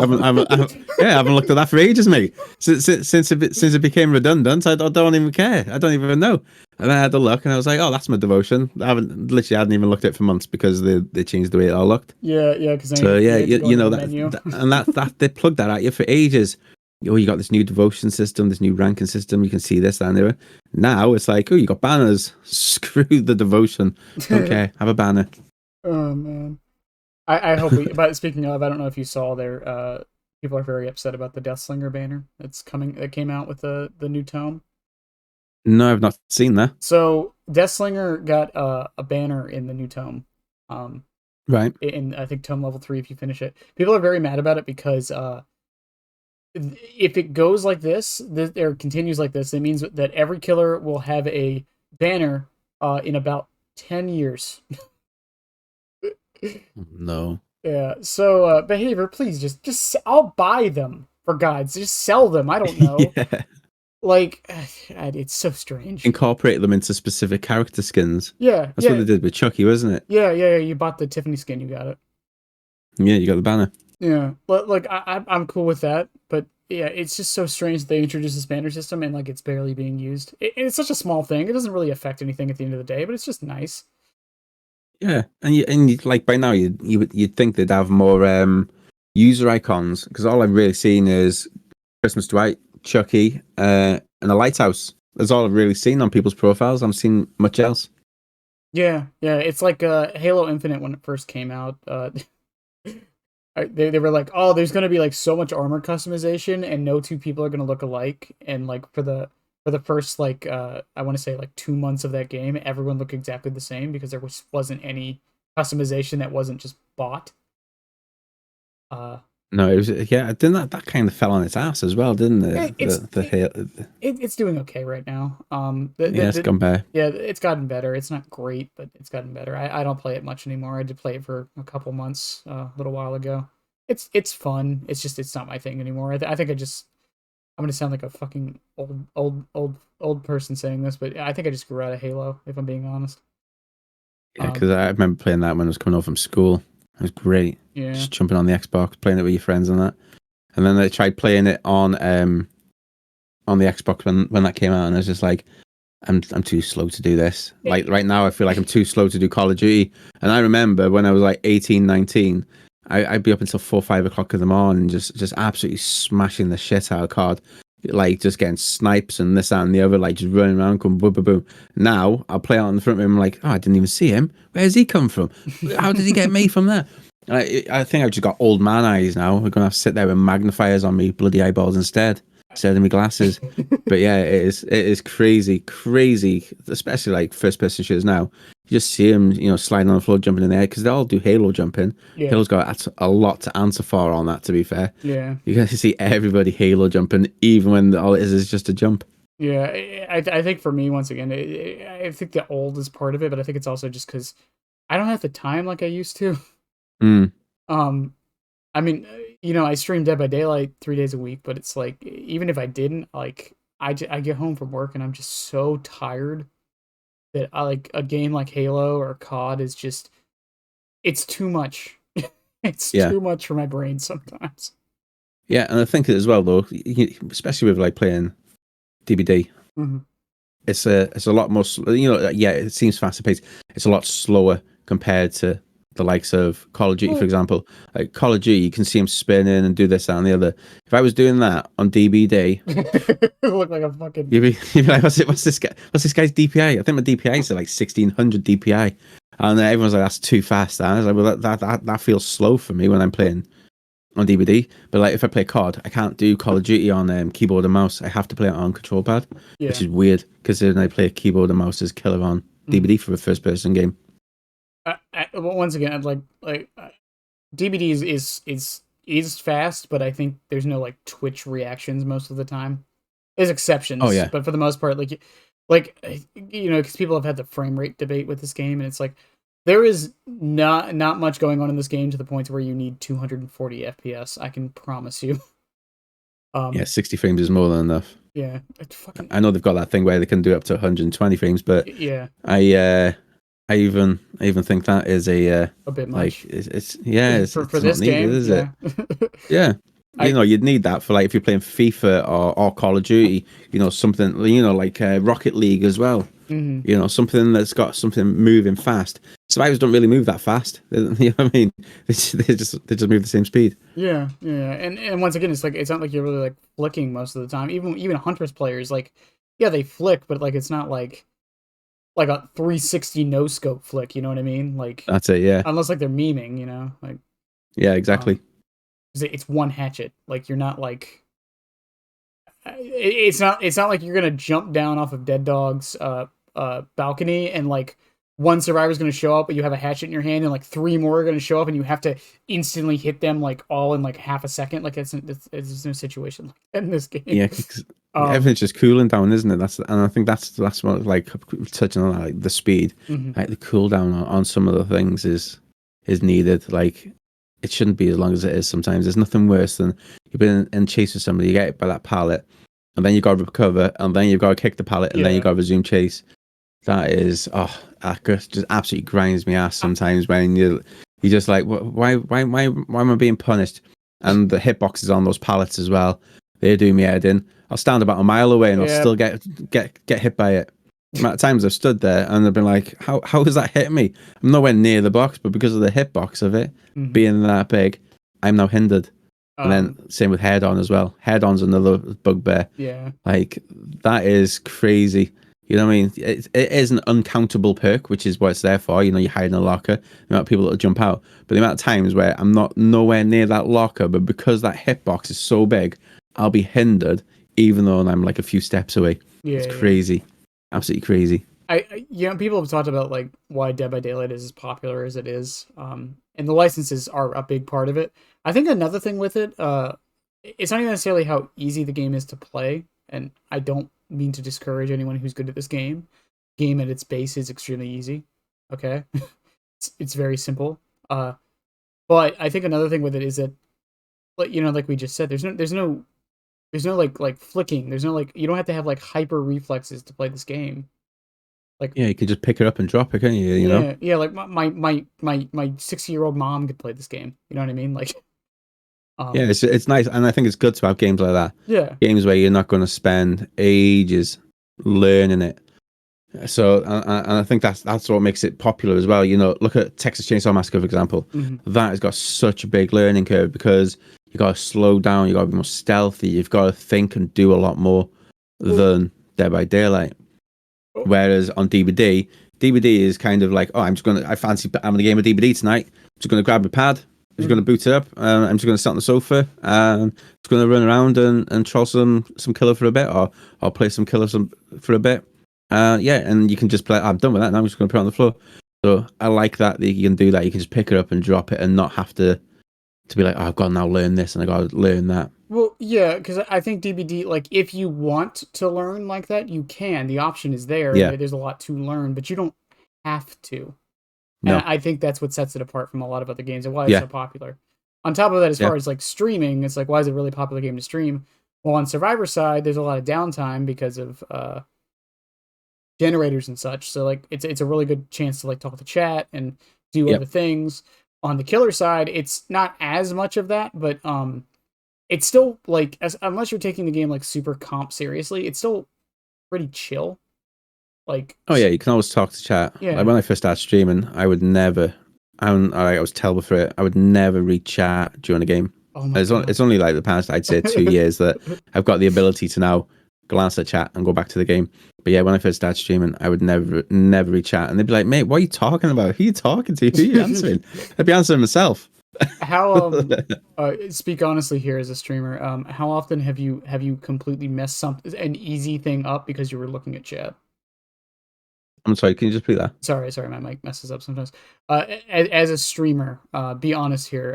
How many times have you messed something super easy up because you were reading chat? Oh, all the time. All the time, all the time.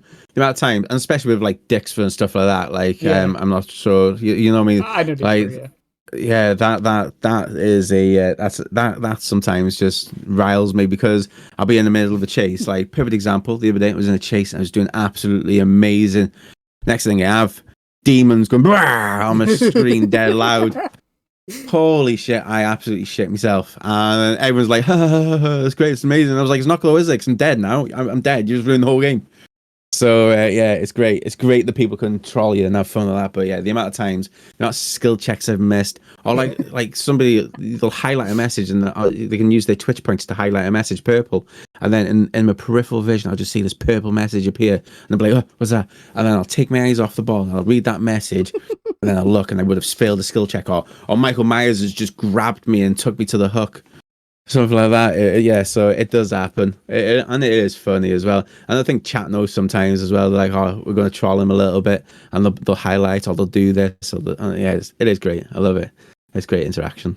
I was I was doing a no death run in Resident Evil 4 a few months ago, and I made the bright decision to start reading chat during a combat section, right on the last level. That did not. I got hit with a hatchet from like across the map because I was not paying Oh any no! attention. It was just immediately So you have to immediately start all again. died. Lost all my progress. It was 8 hours of my No, life. I couldn't do that. I couldn't take the mental anguish of wasting 8 hours to then have to start again. It's I'm not a big fan of permadeath modes in games. Um, I don't think they're challenge like they are challenging, but like in a different way. It's Mm. just not a way I find fun. I don't like the idea of losing literally everything because of one mistake. Yeah, I like the way Elden Ring does it. You know what I mean? It drops all Yeah. your charms, Hmm. and then if you don't get those charms and you die on the way to getting them charms, you've lost them charms. Yeah, So, yeah, or runes they call, is it? yeah. So I like that aspect. I prefer challenges like that where it's like when you die, there's like some kind of punishment, not so much like you lose all your progress. Because like I play Doom Eternal a lot off stream, and Hmm. I do Ultra Nightmare runs all the time. And Ultra Nightmare is permadeath in that mode. If you die, you go all the way back to the beginning of the game. I have gotten so good at the first 3 levels of that game, I can probably do them blindfolded at this point. Um, Yeah, so it's like, man, I just don't really enjoy doing it because of that reason. It's yeah. just like if I could just like I know I can do this, can I just skip this? But you can't, and it's yeah. You Um, gotta go through the grind. But yeah, I do like that. Like I think I think the first one I ever played like of that type of genre game was Bloodborne. And I'd never done anything like that before, and I think I tried playing it a little bit, and I was like, oh, I keep dying. I don't even know why I keep dying. Why can't I do it? And I hadn't even gone past the trial boss. I think it was the priest. I hadn't even got past him, and I traded it in and got a different game. I literally gave up that quick on it. And then Elden Ring came out. I was like, oh, you know what? I'm going to give it a whirl. I'm going to give it a whirl. And I've got up to like level 70 on it at the moment, and I only just beat Mago the Great just um, because I haven't watched YouTube videos or anything like that, and I just tried doing it all myself. yeah. And I'm at like level 17. I've only just done Mago, and yeah, it's Try I don't know if you have Game Pass or anything like that. Liza P. It's a indie game. hmm. It is very Bloodborne inspired. It's Oh right, okay. yeah, it's great. It plays very similar to the Souls game. It's not exact. There's a few differences. A lot of them I actually like the differences and wish the main series would take some of the ideas. But it's very good. He plays Pinocchio. Uh, Oh right, okay. yeah. I'll have to have a look into that. Oh yeah, it's really cool how they incorporate the whole story of Pinocchio into it. Like your tutorial guide is Jiminy, Yeah, and he's an that's mad. AI. He's an AI light. It's Everything's really AI now, isn't yeah, it's really funny how like they incorporated that stuff into there. But okay, back to TBD talks. Once again, I love it? this. This is why I love this podcast. We go on complete tangents all the time. I love it. Um, so state of the game, Dead by Daylight right now. hmm Most people I've talked to on this have told me they think the game is in an okay spot, and I agree with them. Um, Yeah. I would assume from the way you've been talking, that you're pretty much in the same camp. Yeah, I think at this moment in time, I'm quite vocal on how I feel the game is, and then when everyone's like, oh, is it kill sided, is it survival sided? There's always that argument, is it survival sided? And I just say there's always going to be a loser. Yeah, Like the game is designed to have somebody lose, whether it be the killer or the survivor. Somebody's got to win that game. right. It's not really going to be a draw. Yeah, I understand two leave and whatnot. Mhm. That that's how we've understood that it's going to be a draw. But there's always going to be somebody in that game that will be on the losing side. So whenever you see, oh yeah, the killer's tunneling me, or the killer's camping me, or the killer's doing this, well, they've introduced the anti-camp mechanic, which is if they move so far away. But yeah, I understand they've now got the tunnel where they can go after them for a certain amount of time. However, if that is like the thing, you've just got to understand that just let them get on with it. Yeah, If they're going to tunnel you, if they're going to camp you, just dust your hands off and go on to the next one. yeah. You can't change how somebody's going to play the game. Mhm. And I always say that if the killer's going to play the game that way, let them do it. Same as survivors. If survivors are going to just want to rush gens and smash the shit out of gens, just let them get on with it. And the thing is, look, you'll start learning, understanding, and getting better with how to counter that. And I think that's a good thing. Now that's why I have Deliverance whenever I play Survivor. Always pack Deliverance Yeah. because there's the amount of times I think maybe because I have the Ghostie Show as my name. Hmm. I don't know, but yeah, the amount of times I've had killers just standing around me waiting for me to jump off or waiting for me to get saved, and they'll try and get me and stuff like that. So by having Deliverance, if I've unhooked somebody, I can then guarantee and unhook myself, and I can run to safety and stuff like that. So there's so many things that you can counter it with nowadays, and I think that's a good thing. Are you? Survivors can counter and killers can counter. Yeah. Are you? Have you seen the new perk from Sable? In the PTB, the basement one, the unhook one. Is that the one where they can always guarantee an unhook? Yeah, in the basement. Yeah, Yeah. but the other one that gives me nightmares is the one where they all sit there doing it. Is it their chance, and then all the generators have all done 15%? That one's a weird one. Yeah, I've talked about this before. I think it's going to be a perk that they can't ever really change or make good, because if that perk becomes good, I really do think the game would be in a very, very bad spot on both sides. yeah. Well, in the PTB, I let them do the chance. I thought, I'm going to see what's going to happen. Yeah, yeah, I was like, I've got 4 hooks. It's the PTB. I don't really need to swear out that much. Let them do what they got to do. hmm So anyway, I let them do it, and they still had 5 generators. And I shit you not, they did that chant. Every generator went up to 15%. I started a chase with somebody, and then generators would go boom, boom, boom, boom, boom. And I was like, what the hell? It couldn't have had that much of an impact. But yeah, 15% is quite a lot when you think about it. yeah, yeah. I mean, it's 15% of 90, so I can't do math in my head, but it's about like it's about 20-ish seconds. Yeah, Like, it's a lot. yeah, and it adds up. Yeah. But we'll see what happens with it. I really do hope they keep an eye on it, because they said it's a new type of perk, so I'm curious what other effects we're gonna get from it. Yeah, there's been loads of things that they've said they're going to do, or look when they've done no bloodless weekends and stuff like that. I remember that when they announced, "Oh, we're going to do a no bloodless weekend," they turned it off within about 4 or 5 hours. Like, oh, it's not working. Turn it off. uh, Now you've got that weapon. Is it the ultimate weapon or something like that? One of the Xenomorphs perks where you can decide if you don't want to have bloodlust, yeah, but you get 5% haste. rapid brutality. Yeah, That's it, rapid brutality. yeah, Yeah. So if you want to give yourself some headaches and not have bloodlust and just have a bit of haste if you hit somebody, go for it. But yeah, I don't think the game was going to go into a good area when they said we're going to have no bloodlust all weekend. nah, Never seen uproar so much on Twitter in Army Life. yeah. But bloodlust is such a strange mechanic that it's Hmm. a necessary evil for some killers, but it is such a strange mechanic. And I'm Yeah. just gonna say this: if you were getting more than bloodlust 1, you are probably losing. Just saying. Oh yeah. Uh, I got to I was on Larry's 2 2 streams ago. So I was on Larry's and I was using the Spirit. And getting up to Bloodlust 3, still didn't couldn't catch this guy. Couldn't even catch them. And everyone was like, oh, he's got to be hacking. And I was like, look, I don't like throwing an accusation on straight away. You know what I mean? I want to see his perks and that. He had no sprint burst. He had no hope. He had nothing. I had no hope at that bloody point. He literally took me on a 4-gen walk around the Larry's. I was like, oh, mate, you're my tour guide today, are you? And so he just full on walked me around Larry's. And I didn't understand. And everyone's like, oh, he must be hacking. So I thought, you know what, before we throw a accusation, let's see what he's on, because he had the globe next to him. And he was on Xbox. And I was like, guys, he's on Xbox. How can you hack on the Xbox? How can you speed hack on the Xbox?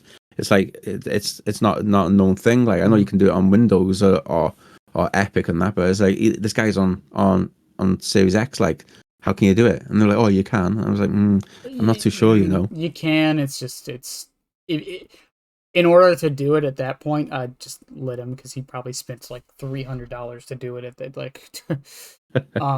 That's it. And the thing is, Hackizane, I think Hackizane just like it's just shit, because somebody who's played it for hundreds of hours, if not thousands of hours, and they've got really good at the game, and then you're just like, oh mate, hacking. It's like, come on, I've worked my ass off to be this good. But thank you for the compliment. I play. I don't get accusations when I play Chucky. I get called boring a lot. That's basically as much as it comes down to. Even though I don't scamper, I try not to. I know that's the thing people hate about Chuck. I had someone tell me in one of my YouTube comments, Chucky shouldn't have stealth. He shouldn't be able to scamper, and he shouldn't be able to slice and dice. And I was like, okay, what should he be able to do then? And they were like, nothing. Yeah, exactly. What? I think that's a strange mentality to have as well, isn't it? Because I love watching Twitter. I never get involved with it, because if it doesn't concern me, right, I'll never speak up, because I'm not one of those people. I'll watch the drama. I'll not get involved with it because it's stupid. But the amount of people you'll see on Twitter just moaning and complaining about, oh, this killer's done this, or this killer's done that. It's just like, mate, that's their job though. Their job is to kill you. Like they're not going to just like see you running by a survivor to go and get a hook. Be like, oh, hang on, I'm just going to have a little meeting in the killer shack before coming back for you, so you can get on hook. If that killer sees you, like if I see a survivor when I'm playing killer, I've just hooked someone, I see a survivor, I'm going after that survivor. I'm not going to try and think it. Same with if they unhook in front of me, because like a lot of people like they'll troll and be the same character, and it's hard to kind of like understand to see who's who. And the amount of times that they like they'll unhook, and it's like, who am I going to go for? Yeah, you're both injured. I don't know who's who. I accidentally tunnel all the time, and I mean that when I say that. I accidentally tunnel all the time, especially, and I think people forget this. It's not even just like if people are having the same cosmetics, especially as streamers. Like a lot of times, I'm not even paying that much attention. I'm like just chilling out, reading the chat, playing the game. And I don't even realize that I've been chasing the same person for like 90 seconds. You know what I mean? Like they'll get off hook, and then they'll be the only person I find later. And it's like, okay, I'm sorry, dude. I didn't realize I already killed you. Like, I don't know. And so yeah, it's like it's crazy. It's a strange mentality. Like, and I play Survive a lot, and you know what I mean. I just say at the end, like, if the killer's going to camp me, if the killer's going to tell me, if the killer's going to do this, they're doing their objective. What's their objective? Their objective is to eliminate the survivor as quickly as possible as they can. They're not there to be like, oh, I'll let you do your generator. Oh, I'll let you get your glyph. They're not. Their objective is to eliminate the survivors. Mm-hmm. And the survivors' objective is to power up the gates and get out of the gates and effectively work as a team. Right. And then, whoever loses hasn't done their objective correctly. And I think that's a great approach to have. As long as you go in and be like, oh well, that's their objective, then you sound their objective isn't to let you get off that hook, then carry on with that generator, or to heal each other. Their objective is to eliminate you as quickly and as efficiently as they can. Yeah, I mean, the negativity in this community, and don't get me wrong, I'm all for critiques. I'm all for critiquing the game. I really am, and being like, they should do this to make it better. But I think as well though, like when I've come about personally anyway, like I've come better like mindset wise than I was like say 3 years ago. Mm-hmm. I was like, oh yeah, this is how it should be, this is how it is. However, that was when I was like being really competitive with the gameplay and making sure like I had to win every game. Yeah. If I didn't win that game, it pissed me off. Like I was like in that mindset that I have to win this game. Now I'm just like, oh, if I lose, I lose. Like, Yeah, yeah, what's pretty much. what's the worst going to happen? I'll just go on to the next one and have fun with that. And yeah, the amount of like videos I've created previously, like like where I've just got my ass cheeks clapped, and I think it's great for content creators to show Mm-hmm. that you're not gonna win every single game. Like you see content creators out there who just show these amazing matches, show this all this amazing skill in that. You don't really see content creators like going, oh yeah, here's me getting my ass cheeks clapped for 5 minutes. You don't really see that. You don't see the losses, and I think they make really good videos. And then the amount of people that have been like, oh man, I haven't seen anything like this before. I've been 5 gen'd in like 3 minutes before now. Yeah, It's been crazy, and yeah. and I think it's good. Yeah, and I think you bring up a good point there with the whole like. I don't think it's all content creators' faults because I mean that's just. I think it's naive to say it's all their fault, but Oh yeah, not all, but yeah, most. yeah. I do think. Well, no, I wasn't even saying you were. I was just speaking generalistically. Yeah, yeah, yeah. But I do think that that is a problem. Is a lot of most I would say almost all of them don't really show losses No. ever. And I'm not saying like they need to show them like all the time, but I think it's is it Spooky Loops or Spookin' Jukes? I think it's Spooky Loops. I always get them confused. Name wise, I know who they are individually. Anyways, he every couple of months he puts out a video where it's just matches of him getting destroyed, and I respect Yeah, the hell out of him for doing yeah. that. I think it's a good healthy mindset to have as well, because people who could be sat there going, "Oh mate, this stream never loses," or "This stream is absolutely amazing." It's like, well, it's just what they're portraying. They're not Yeah, showing their losses. And I think that's really good, because like somebody in the chat not long ago was like, "Oh mate, you never lose." I was like, "Mate, I lose a lot, and my head rolls a lot." Like again, I don't run anonymous mode. There's been times where I've ran anonymous mode, like hmm when you're just thinking, "Oh, I can't be asked with the grief." Like, but I will not run anonymous mode. I won't run no delay, no nothing. hmm Like, so if somebody's watching me and wants to stream tonight, me go for it. Like, I'm not really asked. But yeah, the amount of people that just come into your stream and just give you shit. It's like, come on, mate. Yes, you've won. I understand that. I'm not going. I don't sit here. Sorry about the dog barking. you're I good. don't You're sit good. here. I don't sit here like going, "Oh, I'm amazing. Like, I will not lose any game whatsoever." I don't have that mindset, and like, for them to think that they've come in and been like, "Oh, we've just won you." It's like, you're not the first, and you're not going to be the last, mate. Just because I stream the game doesn't mean I'm some sort of like higher tier bloody Dead by Daylight player. I die. I would say 95% of the time I play Survivor. It's very rare. Like, I think the chat like to have like channel point predictions against if I'm going to be out first or if I'm going to be out last. It's very rare that I'll see that there's a prediction that I will live or the exit gates will be powered, because I don't play Survivor to win. I just play it like with Survivor friends. The only time I ever play Survivor is with everybody from the stream, hmm and yeah, we just do it for fun. I'm not competitive as Survivor. I'll play Killer like to win and stuff like that, but yeah, when I play Survivor, it's just with everybody from the channel and just want to have fun with them. hmm And like, don't get me wrong, I'll be like, "Oh my god, what the hell?" Shouting and that, but it's all in jest. Yeah. I would never like go out my way and be like, "Oh fucking hell, what have you done?" Like, it's just pure in jest and banter in that moment. But yeah, and I think that's when sometimes people don't understand that you're gaming with people from your community sometimes. hmm Uh, I think for because I was doing I'm still doing it right now, but I wanted to see how much perks actually affect the game. For Yep. So what I've been doing recently is I played 50 games of Chucky with no add-ons or perks. Yeah. No camping, no tunneling, at least not on purpose. Um, Obviously, there's everyone has different qualifiers, but whatever. My opinion of no Yeah. camping, no tunneling. Yeah. Anyways, and I finished all those games. Average match time was 12 minutes, and my average kills were about 2.5 Oh wow. for the entire thing. But the thing is, I did this over multiple days because I can't stream for 12 hours a day and just do it in one Yeah. go. Even if I could, I probably wouldn't. Your brain would fry as well, wouldn't it? uh, Imagine having no perks or anything for 12 hours of your stream. so I'd be I rattled. I it's funny you say that. I actually did that once. 15 hours actually. Uh, I did No, thank you. but when some of those days though, like I would go on like 4Ks like the entire night, and people would come Mm. into chat and be like, "Oh my god, you're so good! You just never lose. You don't even need perks." No, no, no, no. I can promise you, I probably just got lucky on most of these matches. Um, Yeah. the RNG was probably in my favor. The survivors probably weren't that good. Nothing against them, but they probably weren't that good. There were probably a lot of them were in solo queue. They probably didn't bring the best stuff either.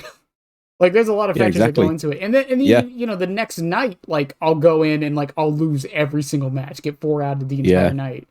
Like I'm not gonna sit here and position myself as some pariah of I am an absolute god at this game who never messes up. Um, Yeah. but I feel like a lot of content creators, and most of them, I feel don't even do it on purpose. No. I think it's just the perception people have of them that does it. But yeah, Yeah. Because when I first started creating videos, I was like, I'm not going to ever show me good matches and the good plays.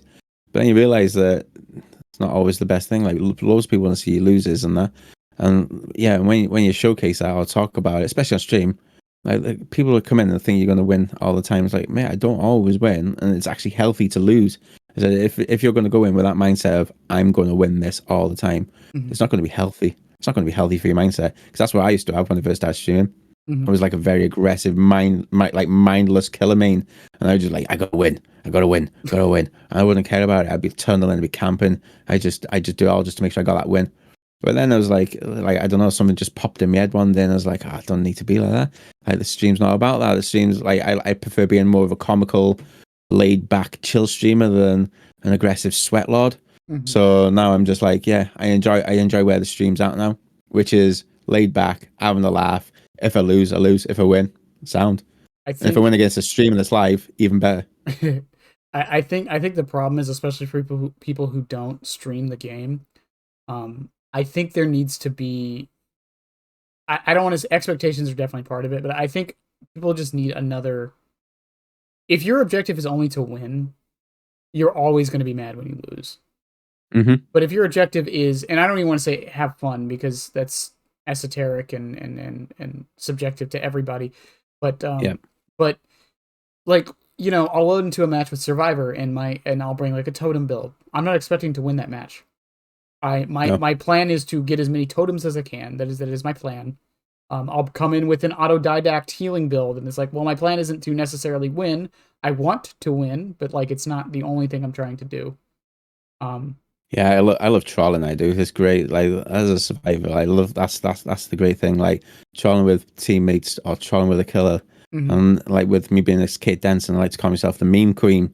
And just like I don't get many head-ons, but when I do, you know what I mean. It's like winning the lottery. They're that Yeah, rare. yeah, yeah, So, but yeah, I think it's just fun. It's just the game's what you make it. yeah. And I think that's the important like message you can take away. The game's what you make it.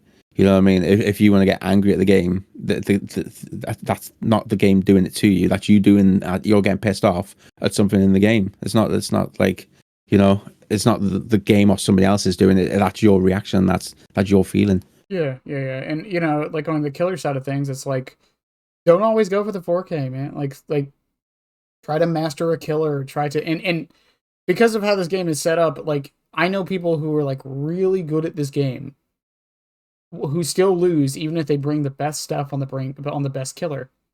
Mm. Just because they made a mistake or something like that, right? You can still Oh yeah, be good at this game without winning every single match. Um yeah. I think it's about learning as well, isn't it? Like you yeah. got like because I was explaining this again the other day. Survivor is a very easy thing to manage and learn because Survivor's really, when you think about it, is just a reskinned Survivor. A Yeah. Survivor doesn't really have anything different to it, whereas Killers do. You've got Wesker, he's got charge up and bounce. You've got Blight, he bounces. You got the Huntress, hers is hatchet. You got Freddy pulls you into Dreamworld. You got Myers with his stalk. You Mhm. got all these killers with all these different mechanics that you need to learn and understand. Whereas with Survivors is just it's just another reskinned Survivor, and like Survivor A doesn't have anything different to Survivor B. Mhm. They've all got the same characteristic apart from the perks. But Right. with Killers, that you've got to learn. You've got to learn. Like Trapper, you got to learn Freddy. You got to learn Myers, Demogorgon. You got to learn all of their abilities and understand what's what with it. And I think that's what makes it different. And I think that's the only thing really what's the difference between Survivor and Killer? Well, I think that's the difference personally. Yeah. That you've got it's a lot more of a learning curve to be a Killer main than it is a Survivor. because the Yeah. survivors just run to a tile and do it. But with the killer, you've got to understand and learn each individual killer's abilities. Mm-hmm. And I think another this is more of a Twitter problem, I call it. Hmm. I think a lot of people dismiss a lot of killers on how quote skillful they can be, Yeah. because like in my opinion, I think every killer, and not even just like base like in one killer, but like even their powers, there's still skill there. I just don't think people want to admit it. So I've already gotten a lot of crap for saying this, and I'm gonna get a lot of crap for saying it now. But Skull Merchant takes skill. Okay, guys, she does. I don't care what anyone says. Can you get value with just by randomly placing your drones and just going for the M1s? Yes, 100% you can. But to actually be good at the character, no, she takes thought and skill. I'm Oh yeah. same with Nurse. Like I've heard people say Nurse. People say Nurse takes skill, but they say she doesn't take any thought, which is incorrect. Hmm. Same with Chucky. I hear people say, "Oh, he just scampers every pallet and gets a hit." He can, but if you actually want to be considered good at the character, you have to do other things. Freddy, Yeah. managing teleports, managing blood pools, managing pallets, like um, knowing which side of the loop to go from to get the best use out of the dream pallet. Yeah, making sure that red stain's hidden as well. Like Yeah. all you have to think of all these things, like because survivors well, survivor mains out there, when you're running that loop and you're looking behind, you're not looking for the killer, you're looking for the red stain. Right. And if you see that red stain, you know that killer's head in there, and that's why you have those little gaps in the wall. That's why you have the gaps in the wood and stuff like that, and you can see the red stain, and you use that red stain to your advantage. And then as killer mains, what we try and do is we try and look the other way, try and hide that red stain. Mhm. So we have to try and learn to walk backwards and things like that. And the amount of times I've walked backwards and just walked past the survivor, it's too many to know. There's I don't, yeah, and it's just like, oh my god, I can't believe I just done that. if there's one good So thing yeah, about maining a killer with a third person camera, it's that never happens to me anymore. yeah, you can see it. Uh, But yeah, um, I've to be fair, I've done it to killers as well. I've seen them yeah. moonwalk and then they just moonwalk right past me. I'm like, where are you going? I'm Well, here. yeah. The amount of times I've watched a VOD back and I'm like in the VOD, I visibly say, "Where did they go?" And then I'm looking at the VOD and I'm like, "They're right there, idiot!" Like I saw them, like, but it just didn't Yeah, process for some reason. that's it. Yeah, Um, didn't go into the brain. yeah. Uh, this is going to be an interesting question. So a lot of people rate Freddy pretty low on the power level scale. Yep. Um, where would you put him if you were to be honest about it? Because I'm good with him, I'd put him quite high ranked. Perfect example. I can't play the nurse. I've officially banned the nurse from my stream. I hate looking at her. I just hate playing as it. I just can't do it. I can't get along with her. You know what I mean? I'll start teleporting. She's some mythical creature that can fly through everything. But then all of a sudden she decides that she doesn't want to fly through these rocks to be able to get the survivor on the other side. Right. Oh, you don't want to go through that car. I'm getting very passionate about it right now, as you can tell. Yes. And yeah, she winds me up something rotten. And I personally, because I can't do it, I put her as just a terrible killer and bottom of the pile for me. And I would put Freddy, Trapper, Huntress, Wraith. I'm going for a lot of M1 killers here because I do like M1 in a top tier for me. Yeah. So again, that is a lot of people are like, bloody hell, mate, you crazy. But yeah, I can't. There's killers I can't do. Blight, understanding the bounce mechanic and stuff like that. You see people who do all that flick tech and stuff. Mhm. Can't do that. Don't understand it. And I don't want to try and learn it. I'm happy doing the M1 stuff. I like doing that. And yeah, so I put the M1 killers quite high stacked, and then Nurse is bottom of the barrel for me. Yeah, Don't like her. I did a killer tier list last week. By the way, don't watch that video; it's terrible. Um, so I put Freddy at the bottom tier. Yeah. Now here's the thing though, and I think this is the problem with tier lists especially like ones that are just A to D or whatever. Um, just because he's down there doesn't mean he's like the worst thing in the world. Like he's not terrible.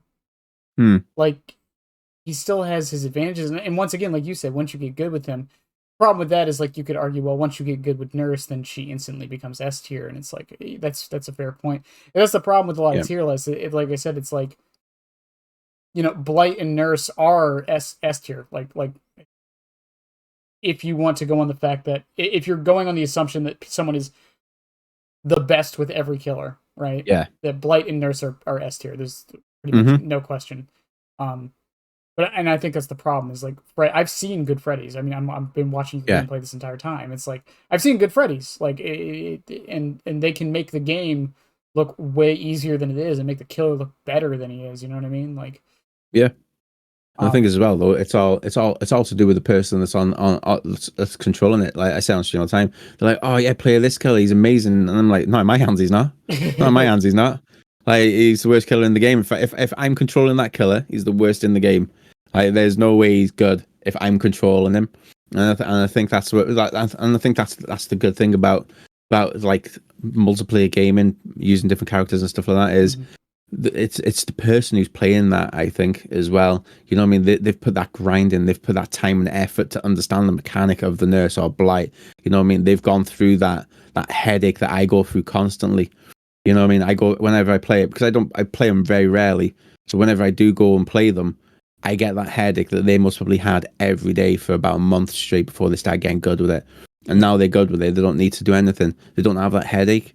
I just can't be asked going through. I can't be asked going through those emotions, and I'll stick to what I know. But I would 100% say go through the motions if you wanted to main them. 100%. Yeah. I mean, I suck with Blight. I'll be 100% honest. People have seen me be so, but like I make Blight look like an F tier killer when I play him. Yeah, I can't. No, I just don't understand the bouncing and stuff. Like maybe it's because I got my mouse up too high, but yeah, the amount of times I'll just miss somebody, or like I'll go to hit them, and then they'll be like, "Oh nope, I missed them." Yeah, he's decided to lash out for an additional 12 seconds because that's another thing that does me head in sometimes. Is when you're going to hit a survivor, and it's like the game's already pre-decided if you're going to get that hit, or if it's going to give you an extra 7 seconds on your lunge.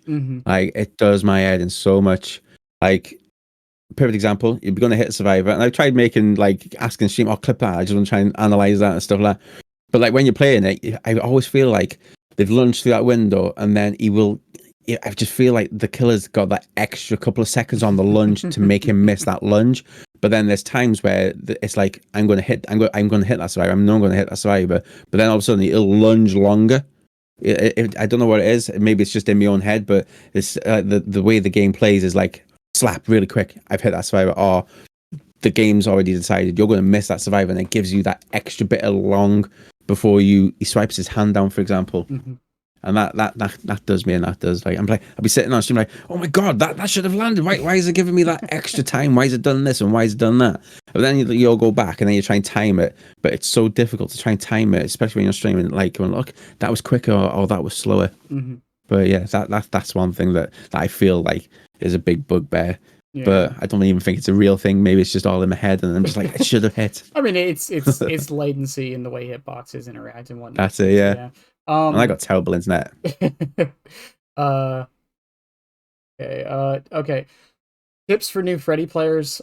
So when I say new, I don't mean someone who just booted up Dead by Daylight, was like, I see Johnny McLongarms and I want to play him. I mean, someone who's been playing the game for a little bit and is like, you know what, I enjoy Freddy. I want to get better with him. Any particular tips for them? Yeah, use the I mentioned it at the beginning of the podcast. Use the teleportation to your advantage, especially if you're going to have dead man switch. Because if you fake and stop your teleportation, you've got seconds before it's charged back up. So you only use a quarter. So around Freddy's glove in the bottom corner, you got a red box. And that's your timer there for how long it's going to take before you can teleport again. If you fake teleport and you know somebody's on that generator, you can fake teleport well in a chase. You can kick them off that generator, carry on your chase. You got 30 seconds with Dead Man Switch, and you've got a couple of seconds before you can actually teleport to somewhere. So you can use that to your advantage. You've got one off the generator, you got your teleportation charging again, and you're still in chase with somebody as well, which you could potentially get the down.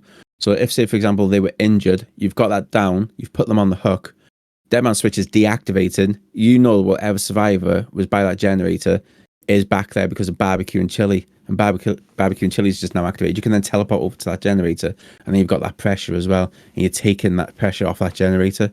So yeah, 100%. I would say use the teleportation as another weapon. So even though you're not going to be getting any damage with it, use it to mind game people off generators to lock them generators while you're in a chase. Fair point. Fair point. And to play against. Play against Freddy. Whoa. Other Keep yourself than awake as best you can. I was gonna say other than the basic M1 stuff, but pre-drop every And pallet. yeah, I would. Yeah, yeah, but 100% keep yourself awake. But try and remember where you've seen Freddy drop those fake pallets as well, because it's a memory game when you're playing Freddy, especially if it's a dream pallet. Because if you're running around, you've got windows of opportunity, and you're in Dreamscape, you're going to see all of his pallets. You're going to see them all. And you've got to start memorizing which ones are fake and which ones are not, because you can't tell. And you don't really want to start wasting real ones when you're in chase. And you also don't want to test them out if by knocking them down either, because then you're wasting pallets. And the only way you're going to really get any value there is if you've got any means necessary. So go for it. If you've got any means necessary, just throw them down and then just reset them. But yeah, any other person that doesn't have any means necessary, don't test them. Yeah.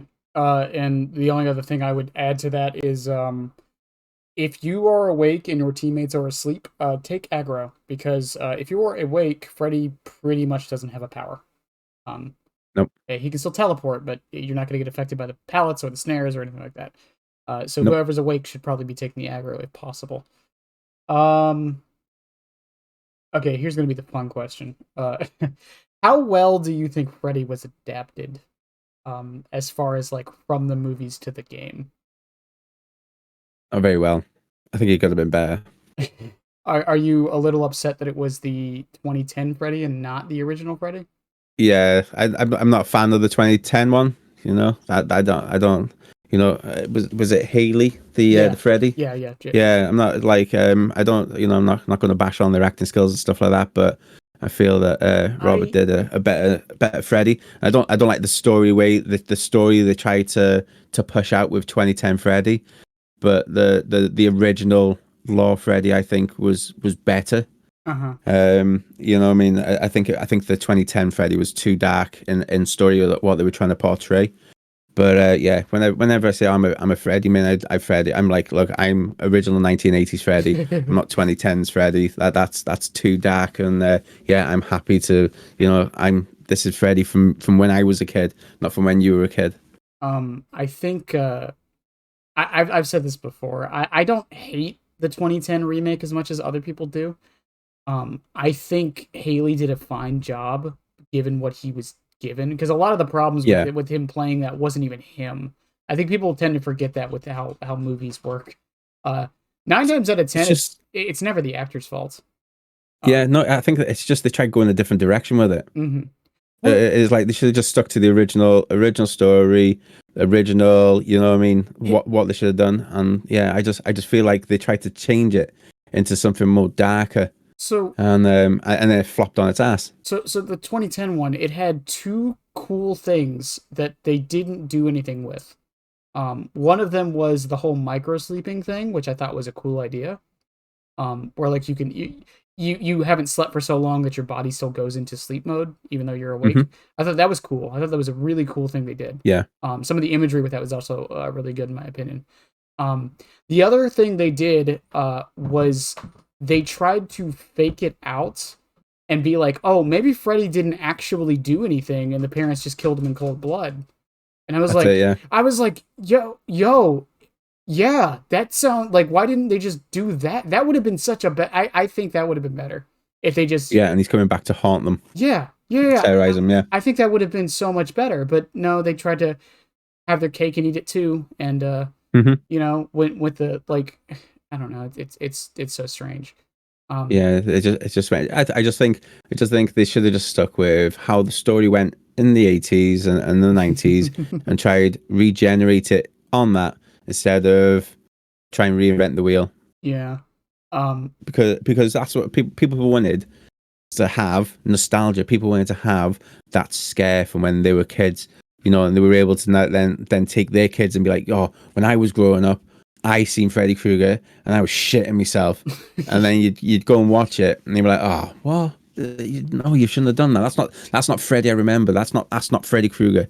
You know. So yeah, I think that was one of the disappointing things. It's Yeah. and you know these like Dead by Daylight and stuff like that. It plays on nostalgia, doesn't it? The horror characters that we all love and know, Mm-hmm. being horror movie fans. Mm-hmm. And then it's like, oh well, this is how I feel it should be because this is how I've grown up with it. Like that's what games do. That's why games get remade, isn't it? Because they prey on our nostalgia and our memories of growing up. Look at Call of Duty Remastered and stuff like that. Mm-hmm. That is the nostalgia. But yeah, when that got announced, I was like, oh my god, they're bringing out Nightmare on Elm Street again. Can't wait to see it. And then I saw it, I was like, oh, why have they done that? Why have they done that? That was a head scratcher. I feel like it's like I'm not a fan of Rob Zombie's Halloweens, and I might get flamed for that. But I feel I like Rob Zombie's Halloweens weren't that good. I thought the I don't first think they one. should have. Yeah, I thought the first one was okay.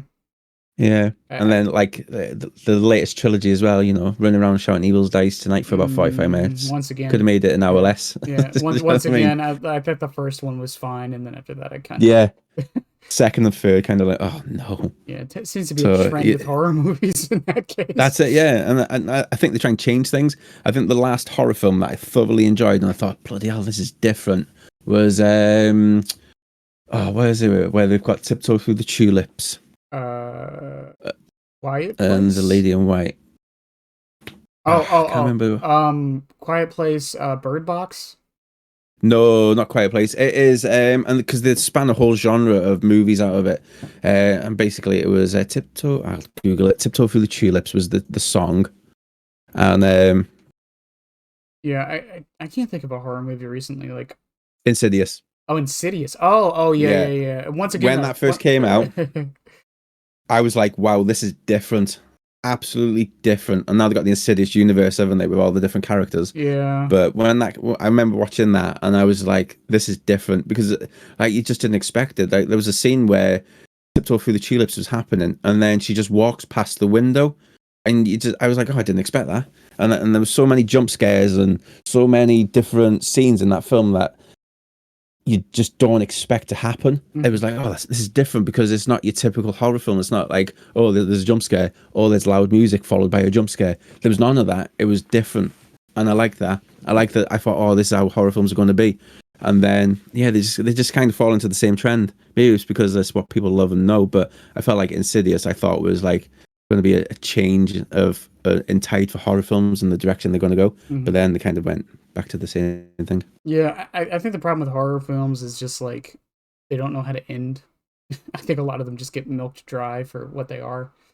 Um, So Saw, Alien, like fucking. Saw, another one, absolutely fantastic. Two students making a film, Mhm. and then it was like, oh yeah, what are we on now? Saw 24, or whatever, something stupid. And Saw, it's like, is he dead? Is he not dead? What's going on? yeah, Saw X was fine, but like, and I actually love the Saw franchise, so like I'm well aware that every movie after I'd probably say three is just not that good. Uh, Yeah, um, for a lot just of all about the money reasons. spin, isn't it? Yeah, But I think that's when corporate get into it, isn't it? You know, when yeah, corporate now that they get their teeth into it, and they're like, all right, we know we're going to be making money on this. yeah. Spin out another one.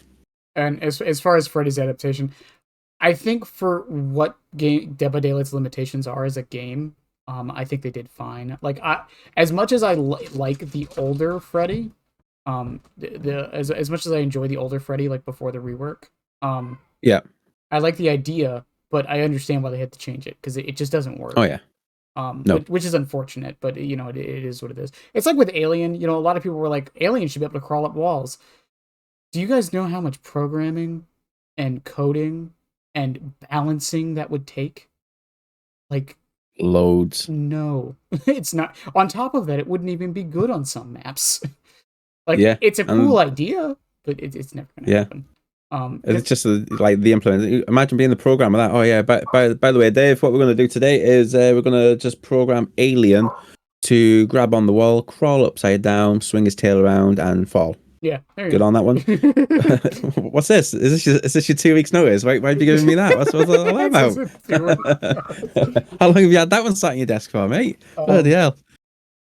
yeah, I do think the biggest way behavior can redeem Freddy though, not a rework, not a balance change. If they just add a legendary skin of Hmm. OG Freddy with voice lines and Yeah, everything. I yeah, I honestly think, like I said this earlier, but I really do think his play rate would immediately shoot up. yeah. Um, Just different things, something different. yeah, Yeah, I think that's what everybody wants, wasn't it? You yeah, know, like I liked how they did it with the Stranger Things, where they just add just a different skin. yeah, That's it, different skin, but it was the same. It was the same character model, which is a different skin. yeah. And we haven't really touched on him, for obvious reasons, but Quentin, as much as I love my man Quentin, and do think he did deserve to be in the game, uh, we really do need a Nancy skin. Yeah, I always, to be fair, I thought Nancy would have been the top option. Maybe again, licensing, It was, costing. yeah, like I said, they came to Behavior. Behavior didn't go to them, so they probably came to Behavior and told them who they wanted to put in the game. Yeah. It wasn't Behavior asking. Um, Hmm. that's probably why it went the way it did. Which, like I said, is probably the reason we got the Haley version of Freddy, and not the The OG. original. Yeah. Um, Yeah. it's funny, when I first started playing this game. This is back in 2021. I thought Nancy Wheeler was Nancy from the Freddy movies for some reason. Oh, okay. I got very confused because I was like, "Oh, it's Nancy from Nightmare on Elm Street. That's so cool." And, after like 2 months, I realized, oh, it's Nancy from Stranger Things. Yeah, that's it. Maybe that's why they won't do it. Maybe it's because Nancy has the same Two name. Nancys, yeah. Two Nancys in the game. That's why. But yeah, I think, like I said, given what they did, or what they had to work with, I think Freddy came out fine. It also doesn't help that I mean, you have you heard the horror story of what happened when they got the Freddy license? No, nothing. So they were working on the Texas Chainsaw license, and then they got the Freddy license at the same time. Um, Remember how I said they came to them? They came to them while Yep. they were working on the Texas Chainsaw Massacre, or the Texas Chainsaw Massacre license. Um, so they were working overload to get both of these license chapters out on time. And a lot of it went into uh, Bubba, from what we understand, and not Freddy. That's why Badham was so bad I mean, it still is, but that's why Badham was like really bad back in the day, because they kind of Yeah. just threw it together last second. Um, Yeah, because Bubba didn't get a map, did he? no, he didn't. He didn't get a Survivor either. Hmm. Um, Strange, that isn't it? You would have thought they would have done the other way around. yeah. Well, that's also why Bubba's add-ons were literally just hillbillies. Like he didn't have any. I think he had a couple unique ones, but at the time it Hmm. was pretty much just he just had Billy's add-ons. I didn't realize that, you know. I Yeah, realize that. I very rarely play Billy because that's another killer that I just don't understand his whole turning and stuff. yeah. I like New Billy. I hated old Billy. And I'm probably a hypocrite for saying that. But yeah, like I said, I think overall though he's adapted just fine. I think some people are a little hyperbolic with like, he's not Freddy. It is. It's just not the Freddy he wanted. That's all it is. Exactly, yeah. It's not the nostalgic Freddy that we all know. Yeah. Um. So normally I'd ask what skins you hate and dislike for characters here, but Freddy is unique. Let's just say that, in the sense that he has no skins. Nope. Not a. I mean, he's got the bloodied skins, but Yep. that's it. That's all the only skins he has. Uh, That's it. I don't. Nothing else. No recolors. No Super Nope. Freddy. No. Nothing. No. No nothing. No Freddy without a fedora. Yeah. Nothing. Freddy without a fedora. Just nothing at all. I would pay $20 for that. I'm not gonna lie. Yeah, because his head's weird without it, isn't it? Yeah, behavior. Make it. I'm asking you now. I will give you my money. Make it. You don't even have to make it. Just get rid of the fedora. Like, That's it. They could add it just so his hat's an add-on. You know what I mean? I don't think he'd change the license. It's like, oh no, we've just changed it so his hat's an add-on. Yeah, Be that good then. Same with the gloves, isn't it? Yeah, it's funny because I feel like he has so much potential for skins. Yeah, Like, loads. he's changed looks in the movies all the time. Like yeah. Um. I understand he's got the same, stripy top and whatnot, but Yeah, but like as a character, you know what I mean? The more money they got, the more advanced his prosthetics came. Yeah. Throughout the years. Mm-hmm. New Nightmare Freddy doesn't look anything like original Freddy in Nightmare on Elm Street. Yeah, and it's like a robotic glove. Hmm. Yeah, Completely changes. or what's it called? Just give me Freddy with sunglasses. From I think it's 5 is when he does that when he's on the beach. That's when he Um, was doing his TV show days, wasn't it? Because he'd done yeah, that massive TV show. yeah. And yeah, that's when they were spinning him into like that's the 80s for you, that, isn't it? Oh, me, you're doing dead good in the movies when you have your own little TV show. You know what? You know what? I would pay money if they embrace the meme and just give him a skin that makes his arms longer. If they were, sorry. I'm sorry. My mic sucks sometimes. I said I would pay so much money if they just embrace the meme and make it so there's just a skin where his arms are longer. That's all it We get is. that though. It doesn't Yeah, even it'd be good. change. Yeah, yeah, it'd be great. Or Oh, like, changes Mario. His Mario change would be good as well. You know, where he chops his finger off yeah. when he's chasing Nancy, that'd be really good. His Mario would be, you know, instead of it coming through the chest, he chops his finger off and he does something different. Hmm. You know what I mean? He does so many different things in the film before he's gonna, you know, kill somebody. They could incorporate that because yeah, it's great having something fly through the chest, but why can't you have it where he does something different? Because again, that's like something I've always said. I would pay for additional Moris because they could do it on the mobile. You can buy more different Moris, and then They've they done start to it. incorporate into different different Yeah, skins. they've done it. Why can't we buy different Moris? They've done it in the base game with Naughty Bear. Like even if they were just Yeah, tied, that's it. yeah, if they were tied to skins, I'd still be cool with it. Yeah, exactly. You Um, know what I mean? Oh, you're gonna buy this skin. Here you go. You're gonna have a new Mori. Same with like the Huntress, where she had a different call, didn't she? yeah. Different hum. So if they turn around and like, oh yeah, if you want, you can pay I don't know £4 wherever you, and I have a different Mori on this character. I'd be down for that. Or even like different rarity of Moris as well. Like, or just a different variation. Like, it could be a different Mori. So when you Mori someone, it's not going to be the same Mori all the time. They could have one or two variations of a Mori. So I and they could randomize. yeah, I'd be cool if like you could buy them and then like randomize them so in Mm, the match like you get a couple different ones. yeah. I also think it's I was disappointed with the Tiffany skin for Chucky because I built up the expectation that she was going to have a different Mori because it made so much sense that she would, but Yeah. she didn't. Um, No. I hope this year we see because the anniversary is not too far off now. But I hope we see more new Moris and such because the Naughty Bear thing, I get why they did it, but like I think they don't realize that they've set an expectation now. Um, you know, now that that skin has its own unique Mori, why don't the others? Why don't any of the new Yeah. ones? You know what I mean? Yeah. Um, and we get little variations. Dredge's Moris like have different objects, which is Yeah. cool. And I'm not sure. I've not seen the new Iron Maiden, but does the Iron Maiden one have a different Mori, or is that still the same? Yeah, it's the same Mori, but he pulls out obviously like guitar stuff. Yeah. Um, which is cool. Like it's a small little thing that can change. I think that to me like I think that's fine. I think for some of the killers that would be enough for the Moris.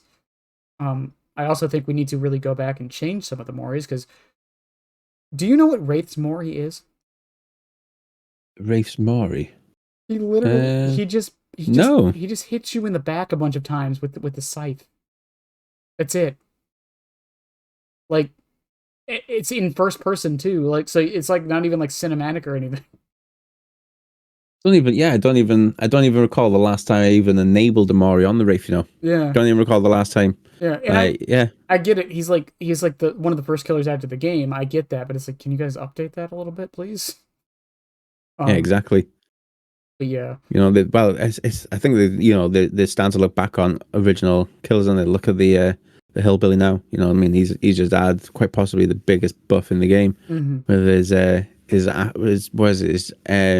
his charge up and it goes blue and stuff like that. Overdrive. God, yeah, he is nightmare fuel now. Yeah, it was such a good change. I do think people are playing him a bit too much. I think it's the issue, honestly. Yeah, it's good though, but I think it's a good way of bringing back all characters into the mix as well, though, because it's like, oh, what was it? Blight, Nurse, Wesker, you know, Spirit, stuff like that. Wesker, I know Nurse is a bit OG like, but yeah, it's nice that other killers are getting pulled into the game. yeah. I mean, I think that's the thing with a lot of. Sorry, my dogs are fucking playing. I guess. I think it's the problem with a lot of like games like this where like they start introducing so many new characters. A lot of the older ones get forgotten along the way. Yeah. And I really 100%. I really do hope they go through an update. I mean, Wraith's already had his update a little bit. I think, and Trapper's gotten some buffs, but he's still not that great. I really do hope they change him at some point to make him better. Hmm. Um, Yeah, 100% agree. but all right, maps. Would you say Freddy is map dependent? Freddy's map what, sorry? Would you say Freddy is map dependent? Like certain maps, they're just not good for him. Um, I would say, well, he's got the advantage of always being dark, hasn't he? So like you know the bright maps and stuff like that, Mm-hmm. are really good. Outside maps, you know, you got Colvin Farm, the calm one, which is really bright and orange because he's in dream world all the time. It's really good. Use it to his advantage. But yeah, I would highly say that to make Freddy stronger on a map, I feel like he works well on all of them. Fair enough. I mean, he's an in-one Yeah, killer. I mean, other than like I'd say yeah, maybe Gideon's to a degree, but yeah. even No, then, even I feel then, like smaller indoor maps are really powerful because obviously they don't have that advantage of distance and being able to see. right? You know, like they have like Coldwind. Like you look at Midwich, Mhm. you've got the long hauls, yeah, but you can just slide down the side and stuff. Yeah. Even like Gideon's, like Freddy actually kind of, especially if you're running Pallet Freddy, he kind of thrives on that map a little bit.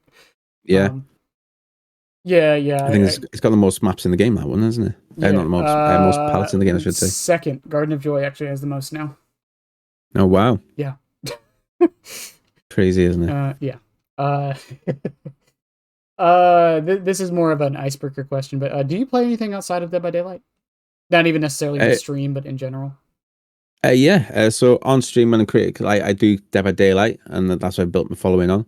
But Helldivers 2's just come out, so I just bought that because everyone's asking me to play that. So I'll be moving on to Helldivers 2 as well. But outside of stream, I play FC 24. Hmm. So it's a FIFA, the new Hmm. rebranded FIFA. I play that because I like to like here now in the basement. You know, I'll be constantly sitting in the chair, but there's nothing more nicer than just getting on the sofa, putting your feet up, having the control pad in your hand, headphones on, and then just playing a bit of FIFA, 12-minute games and that. It's really nice. I play Call of Duty. I'm not a Battlezone player, whatever it's called, Battle Royale player. I don't have much time for that. You know what I mean? I like going into the game and just having multiple deaths instead of loading into one game, dying once, and then having to wait 5 minutes before I can load into another. But yeah, they're the type of games I play. FC 24. I'm Yeah. not a Fortnite player. Don't I understand that. I'm mostly on Deep Rock Galactic these days. I've tried Helldivers. As much as I enjoy it, my PC can't run it after the second planet for some reason. So Yeah, I heard it sucks the life out of PCs. I got on the PS5 for that reason, really. yeah, Yeah, like to be fair, I play DVD on me PC. You know what I mean? I've got an alright graphics card, and that's what that copes with Dead by Daylight and streaming. But anything else, if it's going to be a graphic heavy game, I'll be buying it on the PlayStation and then using the PC as the secondary yeah, stream machine, then sort of thing. yeah. Do you have any stats on Freddy that you know of?